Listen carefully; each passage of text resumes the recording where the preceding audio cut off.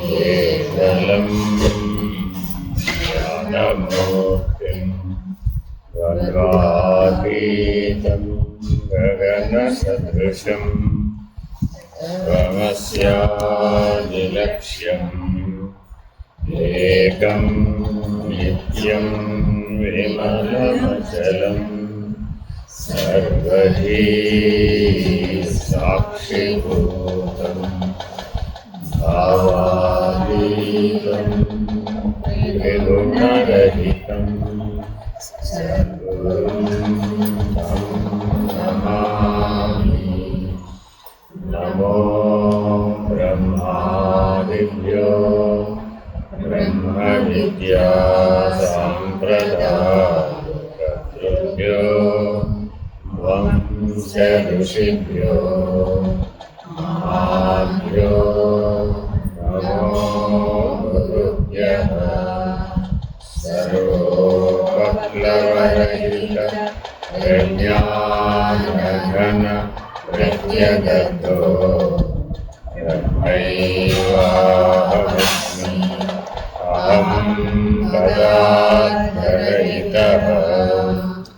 సదాశివసమారంభాః వ్యాసశంకరమధ్యమాః అస్మదాచార్యపర్యంతాః వందే గురుపరంపరాః. హరి ఓం శ్రీ గురుభ్యో నమః. హరి ఓం. ఓం నిర్భయానందాయ విద్మహే అజల పరిపూర్ణాయ ధీమహి తన్నో పరాత్పర ప్రచోదయాత్. ఓం సాయీశ్వరాయ విద్మహే సత్యదేవాయ ధీమహి తన్నః సర్వః ప్రచోదయాత్. ఓం తత్పురుషాయ విద్మహే మహాదేవాయ ధీమహి తన్నో రుద్రః ప్రచోదయాత్. ఓం సద్గురురూపాయ విద్మహే జ్ఞానబోధామృతాయ ధీమహి తన్నో శ్రీ విద్యాసాగర ప్రచోదయాత్. హరి హరి ఓం శ్రీ గురుభ్యో నమః. హరి ఓం. ఇప్పటిదాకా వచ్చామమ్మా.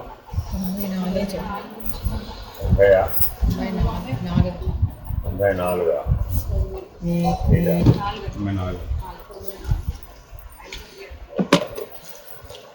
83 కంప్లీటెడ్.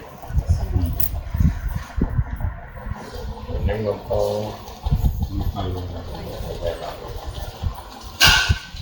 ఇంకా చాలా ఉన్నాయండి. 54 ఉన్నాయి, 50 ఉన్నాయి.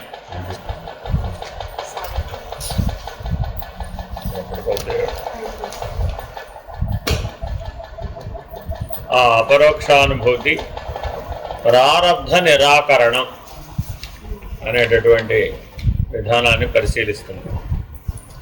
సాధారణంగా మానవులందరికీ జన్మతః పుడుతూనే లభించేది శరీరం. శరీరంతో పాటు ప్రారబ్ధం. శరీరం పడిపోయేది కూడా ప్రారబ్ధవశానే పడిపోతుంది.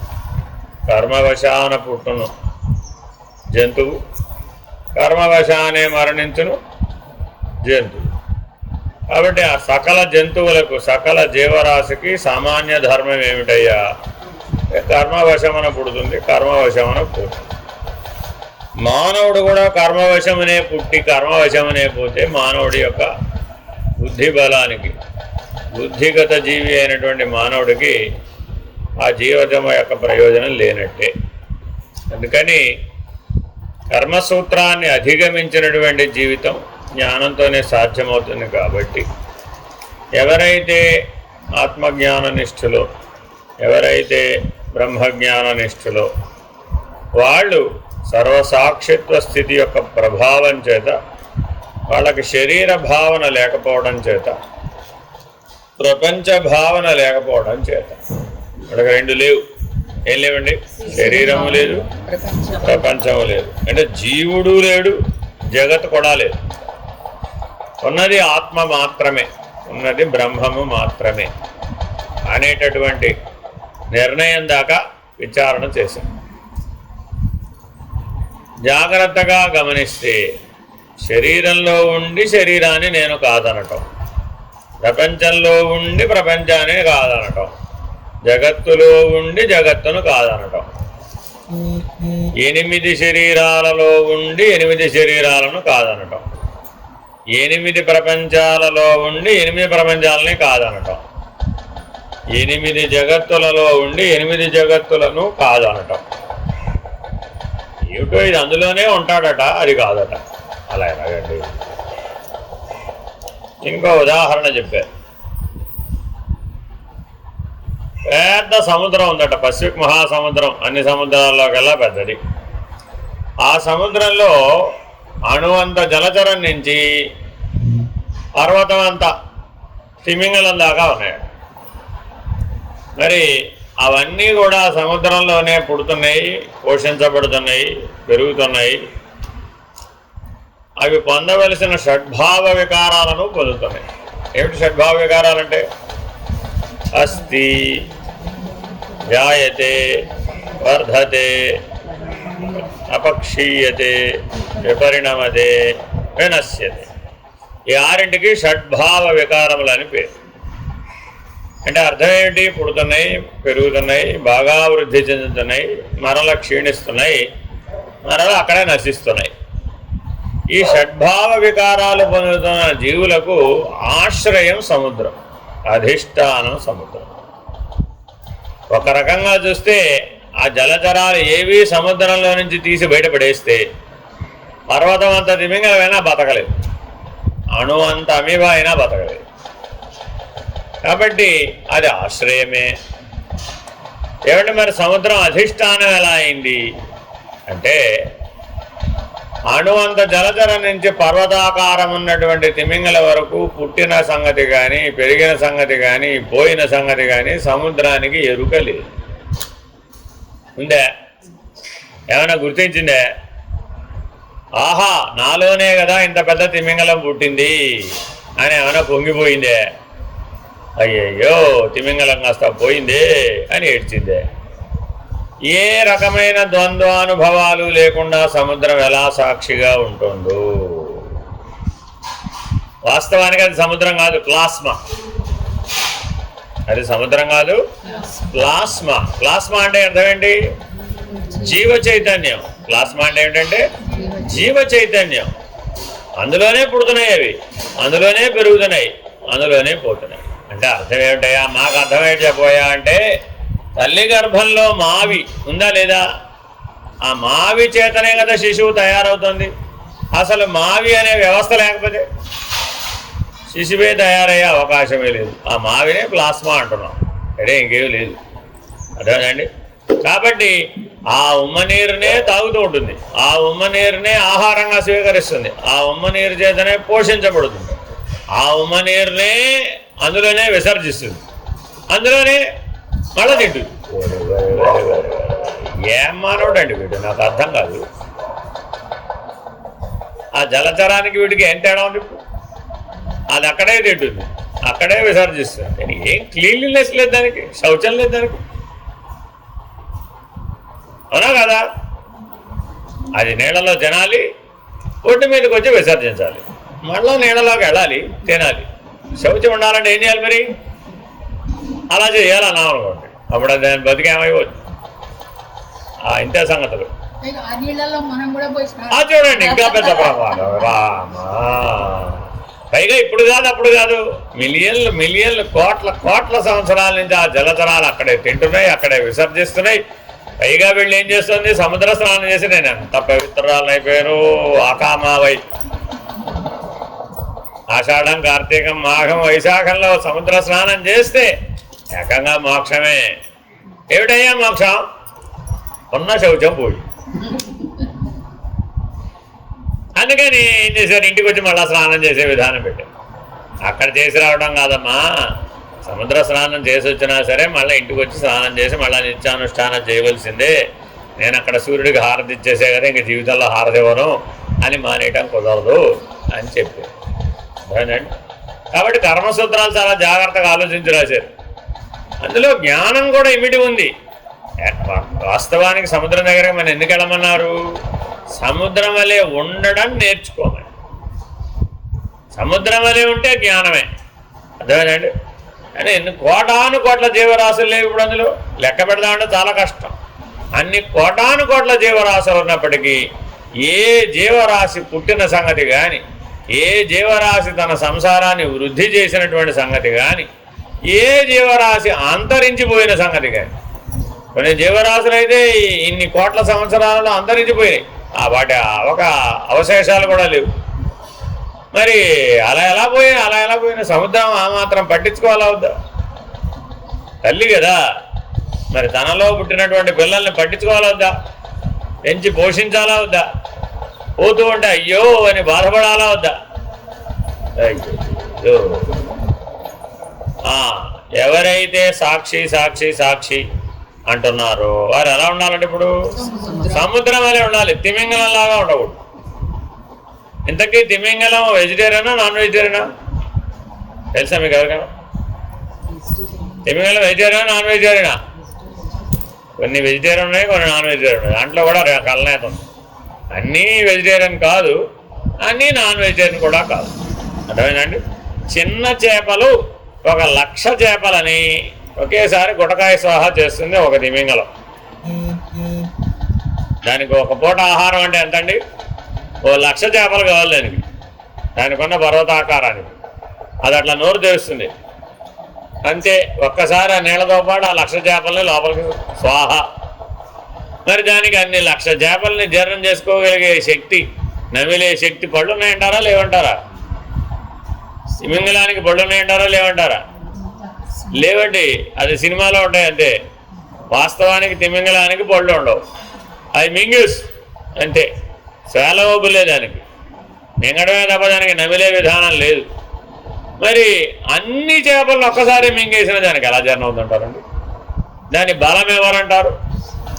దాని బలం ఎవరు? సముద్రం. మన ఇష్టం వచ్చిన పుస్తకాలు రాసేసుకుని, మన ఇష్టం వచ్చిన సూత్రాలు రాసేసుకుని కళ్ళెదురకుండా కనబడుతున్న సత్యాన్ని ఒప్పుకోలేకపోతున్నాం. తిమింగలానికి బలం ఎవరు? సముద్రమే. అంత పర్వతాకారం ఉన్న తిమింగలాన్ని తెచ్చి ఒడ్డు మీద వేసామండి. ఏమీ చేయలేదు, ఎందుకు పనికిరాదు, ప్రయోజనశీలం కాదు. ఆఖరిగా చచ్చిపోతే దాన్ని తరలించాలంటే మానవ మాతృ వల్ల రోడ్డు మీదకి వచ్చి చచ్చిపోతాయండి. అవి పెద్ద పర్వతాకారం వచ్చి పడిపోతుంది అంతే. దాన్ని ఏం చేయలేం. పైగా చనిపోయిన తిమింగలం ఏ జీవికి ఆహారంగా కూడా పనికిరాదు. రోడ్డు మీద పోతాయండి అవి. ఏ జీవి వాటిని తినం. అలా శిథిలం అయిపోయి భూమిలో కలిసిపోవాల్సిందే. మరి అటువంటి పెద్ద పెద్ద తిమింగలాలు ఓడని ఒక్క తోకతో కొట్టేయంటే ఓడ కింద పడిపో, గోడలా పడిపో. అంత సామర్థ్యం ఉంటుంది దానికి. ఎక్కడ? సముద్రంలో. ఒడ్డు మీదకి వచ్చిందనుకోండి, చీమలు కూడా దానికి హాని చేయగలరు. దాని నిండా చీమలు పెట్టేస్తాయండి. చీమల బారిన తిమింగలం చచ్చిపోదు. దానికి అంత తొందరగా ప్రాణం పోదు. కస ప్రాణంతో కుట్టుకుని ఉంటుంది. ఆ కస ప్రాణంతో ఉండగానే రకరకాల ఆర్గానిజమ్స్ అన్నిటికీ ఆహారం అయిపోతుంది. మరి పర్వతాకారం ఉండి ఏం చేసుకుందామంటారు? కాబట్టి స్థాన బలిమి కానీ తన బలిమి కాదయ్యా. విశుద్ధాభిరామ ఎన్నోవేమ. మానవుడు కూడా తన బలిమిని దేన్ని బట్టి నిర్ణయిస్తున్నాడు? స్థాన బలిమి అంతే, వేరే ఇంకేం లేదు. ఒక్కసారి కుర్చీలోంచి లేచావా ఇంతే సంగతి. నీ బలం ఏమిటో నీకు తెలుసు. కాబట్టి నేను జీవుడు అన్నా కూడా స్థాన బలమే. నేను బ్రహ్మము అన్నా కూడా స్థాన బలమే. నేను ప్రత్యేగాత్మ అన్నా కూడా స్థాన బలమే. నేను కూటస్థుడు అన్నా కూడా స్థాన బలమే. కర్మలో బలమేముంది? కర్తకున్న బలమే. కర్మలో బలమేముందండి అంటే కర్మలో ఏం బలం లేదు, కర్తకున్న బలమే. ఉదాహరణ చెప్తాను మీకు. కోడలు రోజు వంట చేస్తుందండి. ఏమైనా స్పెషల్ ఉందంటారా? కోడలు రోజు వంట చేస్తుందండి ఇంటిల్లిపాదికి, ఏమైనా స్పెషల్గా అంటారు? ఏం లేదు, నార్మల్ క్యాజువల్, అంతేనా కాదా? పండగ వచ్చిన రోజున నువ్వు తప్పుకో నేను చేస్తా అని అత్తగారు ఎంటర్ అయిపోయింది. ఏదో టకటకా చేసేసింది. చేసేసి ఆ రోజు అందరూ వస్తారు కదా, మరి పండగ అంటే బంధువులు అందరూ వస్తారు కదా, ఇవాళ వంట నేనే చేశాను తెలుసా, ఎలా ఉన్నాయి అని అడుగుతుడు. ఇప్పుడు వాళ్ళు ఏమనుకోవాలి? ఇప్పుడు రోజు అత్తగారే చేస్తుంది, కోడలు గారు తింటుంది అని అనుకోవాలన్నమాట. అంత బిల్డప్ అనమాట ఇదంతా కూడా. అర్థమైందండి? ఎందుకని? అత్తగారనే స్థాన బలంచారు. పోస్ట్ ప్రాబ్లం ఇదంతా కూడా. అర్థమైందండి? అలాగే మనం కూడా దేహం అనే స్థానంలో ఉండి ఆ దేహాభిమానాన్ని పొందుతున్నాం.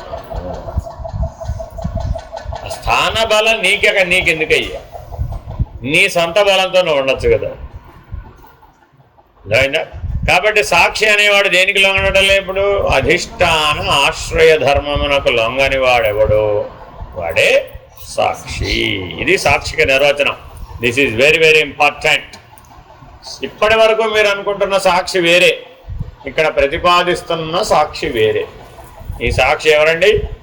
అధిష్టానం చేత కానీ ఆశ్రయం చేత కానీ ప్రభావితం కాని వాడెవడో వాడే సాక్షి. వాడికి చెప్తున్నాడు ఏ కర్మ లేదని.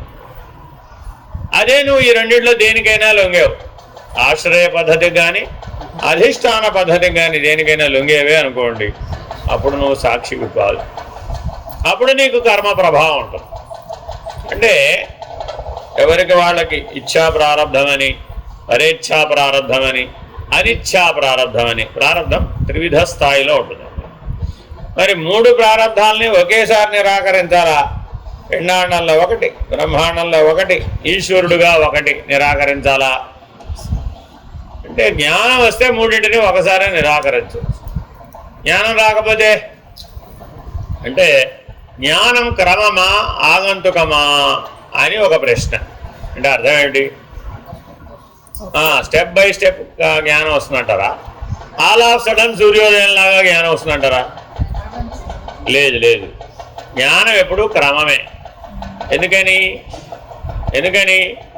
బాల్యంలో ఉన్న తెలివితేటలు యవ్వనంలో లేవు, యవ్వనంలో ఉన్న తెలివితేటలు కౌమారంలో లేవు, కౌమారంలో ఉన్న తెలివితేటలు వృద్ధాప్యంలో లేవు. మరి వృద్ధాప్యంలో ఉన్న తెలివి బాల్యంలోనే వచ్చేచ్చుగా. వస్తుందా? రావడం లేదుగా. ఎవరిని చూసినా రావడం లేదు. అర్థమైందండి? మరి కాబట్టి మానవ జీవితాన్ని పరిశీలిస్తే జ్ఞానం ఎలా అంత వస్తుంది? క్రమమే అంత వస్తుంది. ఎవరి జీవితాన్ని పరిశీలించినా ఏమంటే 20 ఏళ్ల క్రితం మీరు ఇలా ఉన్నారడా, ఇప్పుడు చాలా ఎక్స్పీరియన్స్ అండి నేను.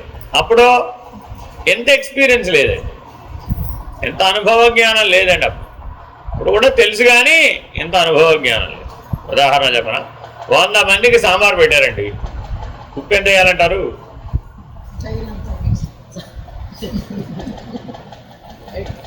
రోడ్డు వెయ్యమనే మానేయమనే. 100 మందికి సాంబార్ కింద ఉడికేసిందండి. ఇప్పుడు దించే ముందు ఏమడిగాడు నిన్ను? వంటవాడు వచ్చాడు, ఏమండి చిన్న డౌట్, 100 మందికి సాంబార్ పెట్టాం, ప్రమాణం కూడా చెప్పేశాడు ఎంతమందికి పెట్టాడు, ఎంత ఉప్పేయమంటారు అని అడిగాడు. తగినంత అన్న సమాధానం కరెక్టేనా కాదా? కరెక్టే. కానీ ఎంత? ఇప్పుడు వాడికి తగినంత అండి. వాడు అడిగాడంటేనే అర్థం ఏమిటి? అది తెలియదనేగా అర్థం. ఎంత వేయమంటావు? మనిషికి 1 గ్రాము చొప్పున 100 మందికి 100 గ్రాములు ఉప్పు వేసేసాయి.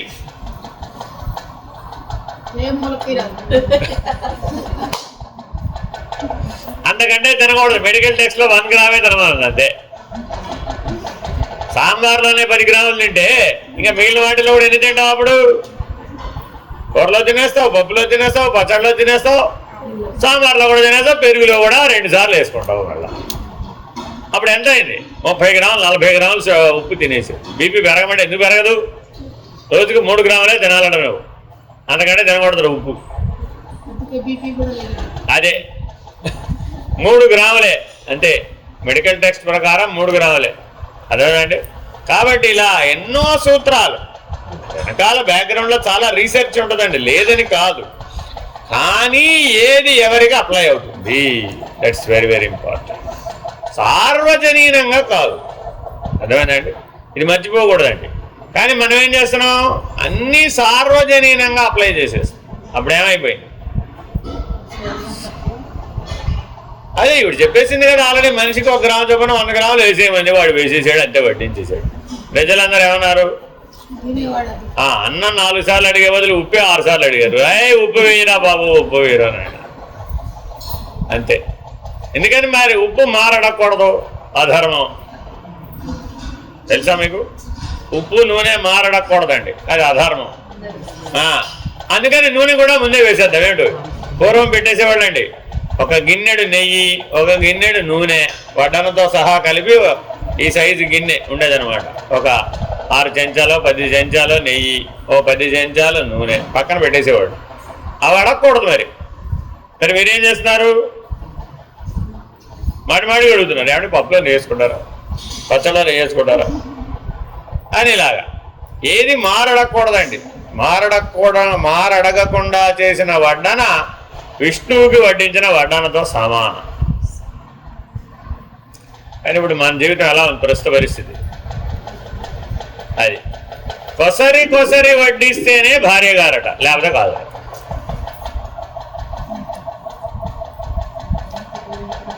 కాబట్టి ఎవరికి వాళ్ళు ఎలా వ్యవహారాలు ఏం చేసుకున్నారు, ఇదంతా వ్యవహారం, గుర్తుపెట్టుకోండి, ఇదంతా వ్యవహారం అండి. అర్థమైందండి? ఒక చేపగారు సముద్రంలో పెద్ద సంసారాన్ని మిలియన్ సంవత్సరాల పాటు తయారు చేసి 1,000 చేపలను తయారు చేసిందండి. విశేషమేనా కాదా? విశేషమా సహజమా? విశేషమా సహజమా? ఏంటండి 1,000 చేపలు, సంసారం చిన్నదా పెద్దదా? 1,000 చేపలకు తల్లి తండ్రి ఆవిడ, చిన్నదా పెద్దదా విషయం? ఆ సముద్రం లేని చోట పెంచితే ఎప్పుడు విశేషం? సముద్రం లేని చోట పెంచితే. కాబట్టి సముద్రంలో ఉండి నువ్వు పెంచేదే ఉంది, నువ్వేం పెంచక్కర్లా. అర్థమైందండి? మనం కూడా బ్రహ్మాండం అనే సృష్టిలో ఉండి ఇచ్చేసాను అంటున్నాడు. ఒక్కసారి బ్రహ్మాండంలోంచి బయటికి చేయి చూద్దాం. ఇప్పుడు అప్పుడు చేస్తే విశేషమే. కానీ మరి బ్రహ్మాండం అంతటాను ఉండి ఆ స్థాన బలం చేత చేసిన పనిని బ్రహ్మాండం అవతలకు వచ్చి చేస్తే విశేషం అవుతుంది. కానీ బ్రహ్మాండం అంతటా అక్కడే ఉండి చేస్తే విశేషమే ఉంది, సామాన్యమే కదా. కాబట్టి బ్రహ్మము చేసే కర్మ చేత బ్రహ్మము బాధించబడడం లేదు. ఇంతకీ ఏతావత గొడవది. బ్రహ్మము కూడా కర్మ చేస్తున్నాడు, బ్రహ్మాండం అంతా వ్యాపించి ఉన్నాడు, సాక్షిగా కూడా ఉన్నాడు, సృష్టి స్థితి లయ తిరోధాన అనుగ్రహాలు అనే కర్మ చేస్తున్నాడు. కానీ ఆ సృష్టి స్థితి లయ తిరోధాన అనుగ్రహాల చేత బ్రహ్మము బాధితం కావడం లేదు. నీలో కూడా బ్రహ్మ లక్షణమే ఉంది కదా. ఇంతసేపు మనం ఏం నిర్ణయం చేసాం, లక్షణవశాత్తు నేను ఆయన ఒకటేనండి. ఆకార భేదం ఉండవచ్చు, వ్యవహార భేదం ఉండవచ్చు, అంతేగాని స్వరూప భేదం లేదు. స్వరూపం లక్షణ మాత్రం చేత సామ్యమే అయ్యున్నది, పైగా శుద్ధమే అయ్యున్నది, ఇంకేమిటి సౌమ్యమే అయ్యున్నది, ఇంకేమిటి ఆయన జ్ఞానబోధే చేస్తున్నాడు, నేను జ్ఞానమే బోధిస్తాను. మా ఇద్దరికి ఒకటేనండి బాబు. ఆయనకి జ్ఞానమే స్వరూపం, ఆయన మాట్లాడితే జ్ఞానమే బోధిస్తాడు. నాకు జ్ఞానమే స్వరూపం, నేను కూడా మాట్లాడితే జ్ఞానమే బోధిస్తాను. ఆయన ఎప్పుడూ శాంతంగానే ఉంటాడు, నేను కూడా ఎప్పుడూ శాంతంగానే ఉంటాను. ఆయన ఎప్పుడూ సాక్షిగానే ఉంటాడు, నేను కూడా ఎప్పుడూ సాక్షిగానే. కాబట్టి మా ఇద్దరికీ అభేదం అని కదా తేల్చేశాం. మరి అనంత సృష్టిని నిర్వహించినప్పటికీ వారి మీద ఏ రకమైన నువ్వు గింజంత ప్రభావం లేదు. నీ మీద కూడా బ్రహ్మాండం యొక్క ప్రభావం కనుక లేకపోయినట్లయితే నువ్వు అయినా ఒకటే. కాబట్టి ఎవరైతే బ్రాహ్మీభూత స్థితిలో, బ్రహ్మలీన స్థితిలో బ్రహ్మనిష్టతో ఉంటారో వారికి శరీరము లేదు, కర్మ లేదు, అనుభవము లేదు, ఫలితము లేదు, ఆశ్రయము లేదు, అధిష్టానము లేదు. ఉపాదానం ప్రపంచస్య వృద్భాండస్యేవ కథ్యతే అజ్ఞానం చైవ వేదాంతైస్తస్మిన్నష్టే క్వ విశ్వతా. కుండకు ఉపాదాన కారణం మట్టిలాగానే అజ్ఞానం అనేది ఈ ప్రపంచానికి ఉపాదాన కారణం అని వేదాంత గ్రంథాల్లో చెప్పబడింది. జ్ఞానంతో మనం ఆ అజ్ఞానాన్ని నాశనం చేసినప్పుడు ఇంకా ఈ జగత్ అనేది ఎక్కడుంది? ఉండేదేదో ఇక పరబ్రహ్మమే అని భావం. శ్వేతాశ్వతరోపనిషత్తు 4వ అధ్యాయం 10వ మంత్రంలో మాయాంతు ప్రకృతిం విద్యాన్ మాయినంతు మహేశ్వరం. ఈ సూత్రం బాగా గుర్తుపెట్టుకోవాలండి, వెరీ వెరీ ఇంపార్టెంట్. మాయినంతు మహేశ్వరం, మాయాంతు ప్రకృతిం విద్యాన్ మాయినంతు మహేశ్వరం. జగత్కారణమైన ప్రకృతిని మాయగా తెలుసుకో. ఈ కారణాన్ని తీసుకెళ్ళి ఇప్పుడు ఎక్కడ పెట్టాం? మహదహంకారంలో పెట్టాం, ఏకంగా తీసుకెళ్ళి. కాబట్టి మాయ అంటే ఏమిటి? మహదహంకారమే మాయ. మహదహంకారం మాయ అంటే మహదహంకారానికి ఆధారమైన మహత్తు, అది జ్ఞానం. మహత్ ఏమిటి? జ్ఞానం. మహదహంకారం మాయ. సరే, అధిగమించి స్థానం మారాం, మహత్తు స్థానానికి వచ్చాం, మళ్ళా పైకి చూసాం. అప్పుడేమైంది? అవ్యక్తంలో జ్ఞానం ఉంది, మహత్తు మాయ అయిపోయింది. మళ్ళా పైకి ఎక్కి చూసాం, బ్రహ్మము జ్ఞానం అయిపోయింది, అవ్యక్తం మాయ. ఈ రకంగా ఊర్ధ్వగమనం, ఉన్నతమైన స్థితిని పొందే కొద్దీ, ఉన్నతమైన నిర్ణయాన్ని పొందే కొద్దీ, ఉన్నతమైన జ్ఞానాన్ని పొందే కొద్దీ సర్వసాక్షిత్వం, సర్వవ్యాపకత్వం, సర్వాతీతం, సర్వోత్కృష్టం, సర్వాత్మకత అనే లక్షణాలు స్థిరపడే కొద్దీ కూడా మాయ మాయమైపోయింది, మటు మాయమైపోయింది. ఒట్టి మాయమైపోవడం, మటు మాయమైపోయి మహేశ్వరుని ఆ మాయ చేసేవాడుగా, మాయావిగా గుర్తించు అని చెప్పారు. కాబట్టి జ్ఞానంతో అజ్ఞానాన్ని తొలగించి వేస్తే ఇక ఈ ప్రపంచం అనేది ఉండదు. గుడ్డలో ఉండే దారపు పోగుల్ని భస్మం చేస్తే ఇక వస్త్రం ఎక్కడుంటుంది? మట్టిని నాశనం చేసేస్తే ఇంకా కొండ ఎక్కడుంటుంది? సరే, ఒక ఇంద్రజాలికుడు ఇంద్రజాలం చేస్తున్నాడు, చూసారు ఎప్పుడన్నా? Magician, magic. అర్థమైందండి? మా చిన్నప్పుడు ఒక ఆయన వచ్చాడు స్కూల్కి, పిల్లల్ని మరి ఎంటర్టైన్ చేయాలి అంటే ఏం చేస్తారు? యానివర్సరీ నాడు పిలిచారు, స్కూల్ యానివర్సరీ నాడు ఒక మెజిషియన్ని పిలిచారు. ఆయన ఏం చేశాడు? పిల్లలు రండి అన్నాడు. ఎవరో ఒకరు వచ్చారు. నీకేం కావాలి అని అడిగాడు. నాకు బాల్ కావాలి అన్నాడు. అలాగా అన్నాడు. ఆ అబ్బాయి గుండె మీద చేయి పెట్టాడు. ఇలా అన్నాడు, అంతే, బాల్ వచ్చేసి. అమ్మో, ఇది బాల్ కాదు, నీ గుండె అన్నాడు. ఇదేమిటిది? బాల్ కాదు, నీ గుండె. మరి గుండె లేకుండా నువ్వు బతుకుతావా అని అడిగాడు. గుండె లేకుండా నేను ఎలా బతుకుతాను అన్నాడు. మళ్ళీ ఇచ్చేస్తున్నాను అన్నాడు. ఎలా అన్నాడు? మళ్ళా లోపలికి వెళ్ళి. ఇప్పుడు ఆ పిల్లవాడికి గుండె బయటకు వచ్చినట్టు, మళ్ళా గుండె లోపలికి వెళ్ళిపోయినట్టు. గుండె బయటకు వచ్చిందా? రాలేదు. కొన్ని గుండె లోపలికి వెళ్ళిందా? వెళ్ళలేదు. కానీ ఆ పిల్లవాడికి మాత్రం ఏమనుభవం అయింది? ఇంటికి వెళ్ళి వాళ్ళ అమ్మకి చెప్పాడు, అమ్మ ఇవాళ మా స్కూల్కి మెజిషియన్ వచ్చాడు, నా గుండె బయటికి తీసాడు, బంతిలాగా ఉంది అది. నా గుండె నేను చూశాను, ఎలా ఉంది? అది బంతిలాగా ఉంది. ఎలా తెలుసురా నీకు? చూసా నేను. అయ్యో, మళ్ళా గుండె నా గుండె నా స్థానంలో పెట్టేసాడు వెంటనే. ఎలాగా? ఆ బంతి లోపల పంపించాడు. కాబట్టి గుండె ఎలా ఉంటుంది? బంతిలాగా ఉంటుంది. ఎప్పుడు తెలిసింది ఈ విషయం? ఇప్పుడు చిన్నప్పుడు. అవునా కాదా? ఇన్హిబిషన్. ఈ చిన్నప్పుడు తెలిసేవాటనండి ఏమన్నారండి? అజ్ఞానం చేత తోచినటువంటివి అన్నమాట ఇవన్నీ. ఇందులో సత్యత్వం ఏమైనా ఉందా అంటే కానీ ఆయనకి ఆ సంఘటన జీవితకాలం ఉంటుంది. ఇంకంతే. ఎవరన్నా గుండె సంగతి, గుండె బంతిలాగా ఉంటుంది తెలుసా నీకు? గుండె అనగానే వెంటనే గుర్తొచ్చింది, బంతి గుర్తొచ్చింది. పొరపాటు నా పిల్లవాడు పెరిగి పెద్దవాడై కార్డియాలజిస్ట్ అయ్యాడు. ఇప్పుడేం చేయాలి? ఇప్పుడేం చేయాలి? మాటికి గుండె కోద్దాం అన్నప్పుడల్లా బంతే గుర్తొస్తుంది. ఇప్పుడు ఎలా తీసేయాలి దాన్ని? మరి ఎలా? Acquired knowledge. ఈ కార్డియాలజీకి సంబంధించిన నాలెడ్జ్ అంతా ఏంటి? Acquired knowledge. ఆల్రెడీ గుండె బంతిలాగా ఉంటుంది అనేది భ్రమాజన్య జ్ఞానం. అదేనండి, భ్రమాజన్య ఇగ్నోరెన్స్ వల్ల వచ్చినటువంటి జ్ఞానం. ఇగ్నోరెన్స్ కూడా జ్ఞానాన్ని ఇస్తోందట. అప్పటికి అదే కరెక్ట్, వాడికి తెలియదు కాబట్టి.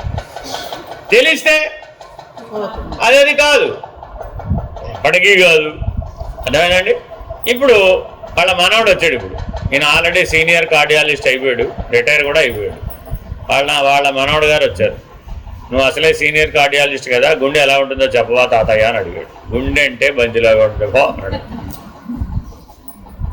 అదేమిటండి అని వాళ్ళ ఆవిడ లేకపోతే కుటుంబ సభ్యులు అడిగారు. మీరు సీనియర్ కార్డియాలజిస్ట్ అయ్యండి, వాడు అలా అడిగితే చెప్పచ్చా? ఒక ఏమిటది రెడీమేడ్ గుండె పట్టుకొచ్చి అంతా ఎక్స్ప్లెయిన్ చేయాలి కదా మీరు. ఇలా మీరు వాడిని మాయ చేయడం తగునా? ఇప్పుడు ఆయన చేసింది కరెక్టా తప్ప? కరెక్టా తప్ప? అడిగింది ఎవరు? ఎవరిని అడిగాడు? ఆన్సర్ ఎవరు చెప్పాలి? కార్డియాలజిస్టా తాతయ్య? కార్డియాలజిస్ట్ తాతయ్య. ఇప్పుడు ఇద్దరున్నారా ఒకడున్నాడా? ఇప్పుడు అక్కడ 2 నేను ఉన్నాయండి. కార్డియాలజిస్ట్ నేను వేరే, తాతయ్య నేను వేరే ఉన్నాడు అక్కడ. చూడండి మరి ఎంత క్లిష్టమైన సమస్య ఇది. ఎందుకని ఎటు చెప్పినా లోపలన్నా తప్పు పట్టుకుంటుంది, లేదా బయట అయినా తప్పు పట్టుకుంటుంది. బ్రహ్మగారు వ్యవహరించినా తప్పే, సాక్షిగా ఉన్న తప్పే. ఎందుకని? ఏం బ్రహ్మగారండి నాకు అర్థం కాదు. సృష్టి ఇట్లా అధ్వానం అయిపోతుంటే ఏం చేస్తున్నాడు ఆయన అక్కడ కూర్చుని? పట్టించుకోకలేనా? పైగా తాతగారికి తాతగారు ఆయన ఏకంగా మొదటివాడు, అంత పెద్దవాడు పట్టించుకోవద్దు. ఇలా నాశనం అయిపోతుంటే ఏం చేస్తున్నాడు ఆయన అసలు అక్కడ కూర్చొని? ఎంతసేపు పువ్వులో కూర్చొని సంకల్పాలు చేయడం తప్ప ఆయనకేం పని పాటాలి. మరి పట్టించుకున్నాడే అనుకోండి, అప్పుడేమంటారు? ఏ బ్రహ్మగారండి నేను మాటి మాటికి అన్నింటిలో వచ్చి పట్టించుకుంటాడు. నాకు అర్థం కాదు. చాలాసా బాగా పెరిగిపోయింది ఆయనకి, బాగా వృద్ధాప్యం వచ్చేసింది. ఏది కరెక్ట్ అంటే? కాబట్టి అందుకని ఏం చెప్పారు పెద్దలు, నాయనా వ్యవహారం దృష్ట్యా చూడబడితే అది బ్రహ్మము కాదు, ధర్మ దృష్ట్యా నిర్ణయిస్తే అది బ్రహ్మము కాదు, అధిష్టాన ఆశ్రయ పద్ధతిగా నిర్ణయించబడేది బ్రహ్మము కాదు. ఎందుకని? అది అధిష్టానము కాదు, ఆశ్రయము కాదు. మరి ఏమిటండి అది? ఉన్నది ఉన్నట్లు ఉన్నది. అర్థమైందండి? ఏమైనా అవునంటుందా? అవును. ఏమైనా కాదంటుందా? పోనీ ఏమైనా చెయ్యమంటుందా? పోనీ ఏమైనా మానేయమంటుందా? సులభమా కష్టమా? సులభము కాదు, కష్టము కాదు. చూడండి, 2 చెప్తే ఎంత ఈజీని టిక్ పెట్టడం అని 2 కాదు. జీవుడా దేవుడా? 2 కాదు. జీవుడా జగత్తా? 2 కాదు. అదేనండి, ఇలా చాలా జాగ్రత్తగా దీనినే ఊరకుండుట అంటారు. ఈ బ్రహ్మనిష్టను ఏమంటారండి? ఊరకుండుట. దీన్ని నిర్వికల్ప సమాధినిష్ట అని కూడా అంటారు. ఇక్కడ ఏం చేస్తాడండి? ఏమి చేయడు. ఆ నిర్వికల్ప సమాధినిష్ట ఎందున్నవాడు అధిష్టానమా ఆశ్రయమా? ఆయన వల్లే సృష్టి అయిందా? అవలేదు. పోనీ ఆయన వల్లే సృష్టి పోషించబడుతుందా? పోషించబడలేదు. ఆయన వల్లే లయమైపోతుందా? అవడం లేదు. పోనీ ఆయన దగ్గరనే లయమైపోయి కొంతకాలం ఉంటుందా? ఉండదు. పోనీ ఆయన దగ్గర నుంచే మరలా వ్యక్తమవుతుందా? అవదు. పంచశక్తులు కానిది, పంచ బ్రహ్మలు కానిది, పంచ బీజములు కానిది, పంచ కార్యములు కానిది, పంచ తన్మాత్రలు కానిది ఏదో అది ఏ పరబ్రహ్మ. ఆ పరబ్రహ్మానికి బ్రహ్మాండానికి అసలేం సంబంధం లేదు. అంటే బ్రహ్మాండానికి పరబ్రహ్మమునికి సంబంధం లేదంటే మరి సుబ్బారావు గారు, అప్పారావు గారు, వెంకటరావు గారు వీళ్ళందరూ ఏమైపోవాలి? వాళ్ళందరూ అందులో భాగమేగా. ఒక బ్రహ్మాండం అంతా చెప్పాడు, అందులో ఉన్న వాళ్ళందరి గురించి చెప్పేసినట్టే. మరి అప్పుడు వాళ్ళందరికీ వీనికి పరబ్రహ్మానికి సంబంధం ఉందా? ఏం సంబంధం? ఏం సంబంధం లేదంటే సుబ్బారావు గారు ఎంత బాధపడతారు ఆలోచించండి. మనవాడి దగ్గరికి వెళ్ళి తాతగారు అన్నట్ట, నీకు నాకు ఏం సంబంధం లేదు పో అని. ఆ విషయం నేను ఎప్పుడో చెప్పా కదా అన్నట్ట మనవాడు. ఇప్పుడు నువ్వు కొత్తగా నాకు చెప్పేది ఏమిటి? నేను ఆల్రెడీ రోజు అదే కదా చెప్తున్నాను. నా ఆట నీకు రాదు, నీ ఆట నాకు రాదు. చూసుకోండి కావాల్సి వస్తే. మనవడి గారు ఆట తాతగారికి వస్తుందా? రాదు. ఎందుకని వాడెమ్మడి ఈయన ఎక్కడ పరిగెడతాడు? వాడే పరిగెట్టి మళ్ళీ వీడి ఆయన దగ్గరికి రావాల్సిందే. కానీ ఈయనేమన్నా వాడు వెనకాల పరిగెడతాడా? ఈయన దగ్గర స్థిరంగా కూర్చుంటాడు. వాడు గరగరా బొంగరంలాగా తిరిగి వచ్చి మళ్ళీ వస్తుంటాడు, మళ్ళీ వెళ్తుంటాడు, మళ్ళీ వస్తుంటాడు, మళ్ళీ వెళ్తుంటాడు. ఇప్పుడు వీళ్ళేమైనా పరిగెట్టారా? పరిగెట్టలేదు కదా. కాబట్టి వాడి ఆట వీడి కాదు, వీడిది కాదు, వీడి ఆట వాడిది కాదు. కాబట్టి ఊరకుండువాడు ఉత్తమ యోగి. ఎవరయ్యా? పరబ్రహ్మం. కాబట్టి అన్నము పరబ్రహ్మమే, అన్నాదము పరబ్రహ్మమే, అన్నమయమైన జగత్తు పరబ్రహ్మమే. అసలు పరబ్రహ్మం కానిదంటూ ఏది లేదు. కానీ పరబ్రహ్మం ఏమైనా చేస్తుందా? కనీసం ఆలోచిస్తుంటారా నా గురించి? కనీసం దేవుడు ఇంత బతిలాడుతున్నా కదా, పొద్దున్నే లేచి నా వైపు చూడవయ్యా బాబు, చూడవయ్యా బాబు, చూడవయ్యా బాబు, ఒక్కసారి చూడవయ్యా బాబు, ఈశ్వరానుగ్రహం ఒకసారి చూడు, కళ్ళు తెరిచి ఒక్కసారి చూడు, నా పని అయిపోతుంది. నీ పని అయిపోవాలంటే ఏం చేయాలి? కళ్ళు ఎత్తే ఒకసారి చూడాలంటే ఈశ్వరుడు, అంతే నీ పని అయిపోతుంది. మరి ఎన్నిసార్లు బతిలాడుతున్నాం మనం రోజు ఈశ్వర ఆరాధన చేస్తూ? కళ్ళెత్తి చూడవయ్యా బాబు అని. ఆయన ఏమంటున్నాడు? నువ్వెవరో నేనెవరో, అసలు నువ్వెవరో నాకు తెలియదు అన్నట్టుగా పట్టించుకోకుండా ఉన్నాడు. అర్ధనిమిలిత నేత్రుడై. కళ్ళు మూసుకున్నాడో తెలియదు, కళ్ళు తెరిచాడా అందామా, తెరిచాడో లేదు తెలియదు. శాంభవి ముద్ర అంటే అర్థం అది. కళ్ళు తెరిచాడా? మూసుకున్నాడు. కళ్ళు మూసుకుని ఉన్నాడా? అమ్మో తెరిచే ఉన్నాడు బాబు. చూడటం లేదా అని ఏమైనా చేసేద్దామా? పెద్ద ప్రమాదం వస్తుంది. పోనీ చూస్తున్నాడని అన్నీ మానేద్దామా?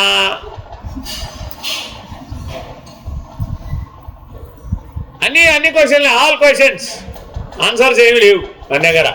ఎందుకని? మనకి ఉపాదాన పద్ధతిగా చూడటమే వచ్చు. మనకు మిగిలేదు రెండోది ఇంకేం రావు. అర్థమేనండి? మనకి 3 కారణాలు ఉన్నాయి. కారణ స్థితులు ఎన్ని ఉన్నాయండి? 3. ఏమిటవి? ఉపాదాన కారణం, నిమిత్త కారణం, సర్వకారణం. కాబట్టి సర్వకారణం ఈశ్వర, ఉపాదాన కారణం బ్రహ్మ పదార్థం. ఏ పదార్థమైనా కావచ్చు, అదే బ్రహ్మ పదార్థమే. కాబట్టి ఉపాదాన కారణం ఏమిటి? బ్రహ్మ పదార్థం. ఒట్టి పదార్థం అంటే మళ్ళీ జీవుడి దగ్గరికి వెళ్ళాలి. ఉపాదాన కారణం ఏమిటి? బ్రహ్మ పదార్థం. నిమిత్త కారణం ఏమిటి? బ్రాహ్మీభూతం అనేటటువంటి స్థితి. నిమిత్త కారణం ఏంటండి? బ్రాహ్మీభూతం అనేటటువంటి స్థితి. సర్వకారణం ఏమిటి? బ్రహ్మలీనత అనండి, బ్రహ్మనిష్ట. కాబట్టి కారణస్థితి అంతా ఇప్పుడు ఏమైపోయింది? బ్రహ్మం అయిపోయింది. కారణస్థితి ఎప్పుడైతే బ్రహ్మం అయిపోయిందో దాంట్లోంచి సూక్ష్మము స్థూలము వచ్చే అవకాశం ఉందా? లేవు. కాబట్టి స్థూల సూక్ష్మ కారణాలనే 3 శరీరాలు సమిష్టిలో ఎగిరిపోయింది. సమిష్టి మహాకారణ స్థితిలో మేల్కొన్నాడు. అది నిర్వికల్ప సమాధి నిష్ట. అక్కడ మేల్కొన్న వాడి దగ్గరికి వెళ్ళి, ఏమండి ఇవాళ మెనూలోకి బీరకాయ ఇవ్వడమంటారా, సొరకాయ ఇవ్వడమంటారా? ఏదో పాడపడే చివరికి పాడపడే అంతా బ్రహ్మమే. ఏదో పాడపడే ఏమిటండి అది? సదాశివ బ్రహ్మేంద్రుల కీర్తన. రే రే బ్రహ్మమై. రే రే ఏమిటండి? వాడు రే రే ఎవరు మీరు అడగలేదా? రే రే అంటే అరే అరేనా? కృష్ణ కృష్ణ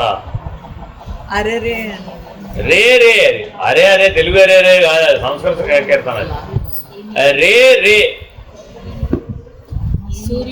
రే రే ఆర్యవే రే కాదు, ఇది తండ్రి అంటానికి. రే రే అంటే ఏమిటి?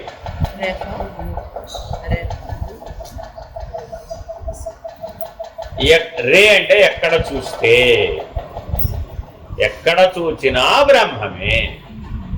రే అన్న ఏకాక్షర శబ్దం అంటే మామూలు రే. రే అంటే అర్థం ఏంటంటే ఎక్కడ చూచినా బ్రహ్మమే. రే రే బ్రహ్మమయం అంటే అంతా బ్రహ్మమయమే. యథా రజ్జుం పరిత్యజ్య సర్పం గృహ్ణాతి వైభ్రమాత్ తద్వత్సత్యం అవిజ్ఞాయ జగత్ పశ్యతి మూఢధీః. భ్రమకులోనై యథార్థమైనట్టు త్రాటికి బదులుగా సర్పాన్ని చూస్తున్నట్లే సత్యాన్ని గుర్తించలేని మూఢుడు ఈ ప్రపంచాన్ని చూస్తున్నాడు. అంటే ప్రపంచం ఈ విధంగా నామరూపాల్లో కనిపించడానికి కారణం అజ్ఞానమే అని భావం. అర్థమైందండి? రాత్రి మీరు అందరూ స్వర్గానికి వెళ్ళొచ్చారా వెళ్ళి రాలేదా?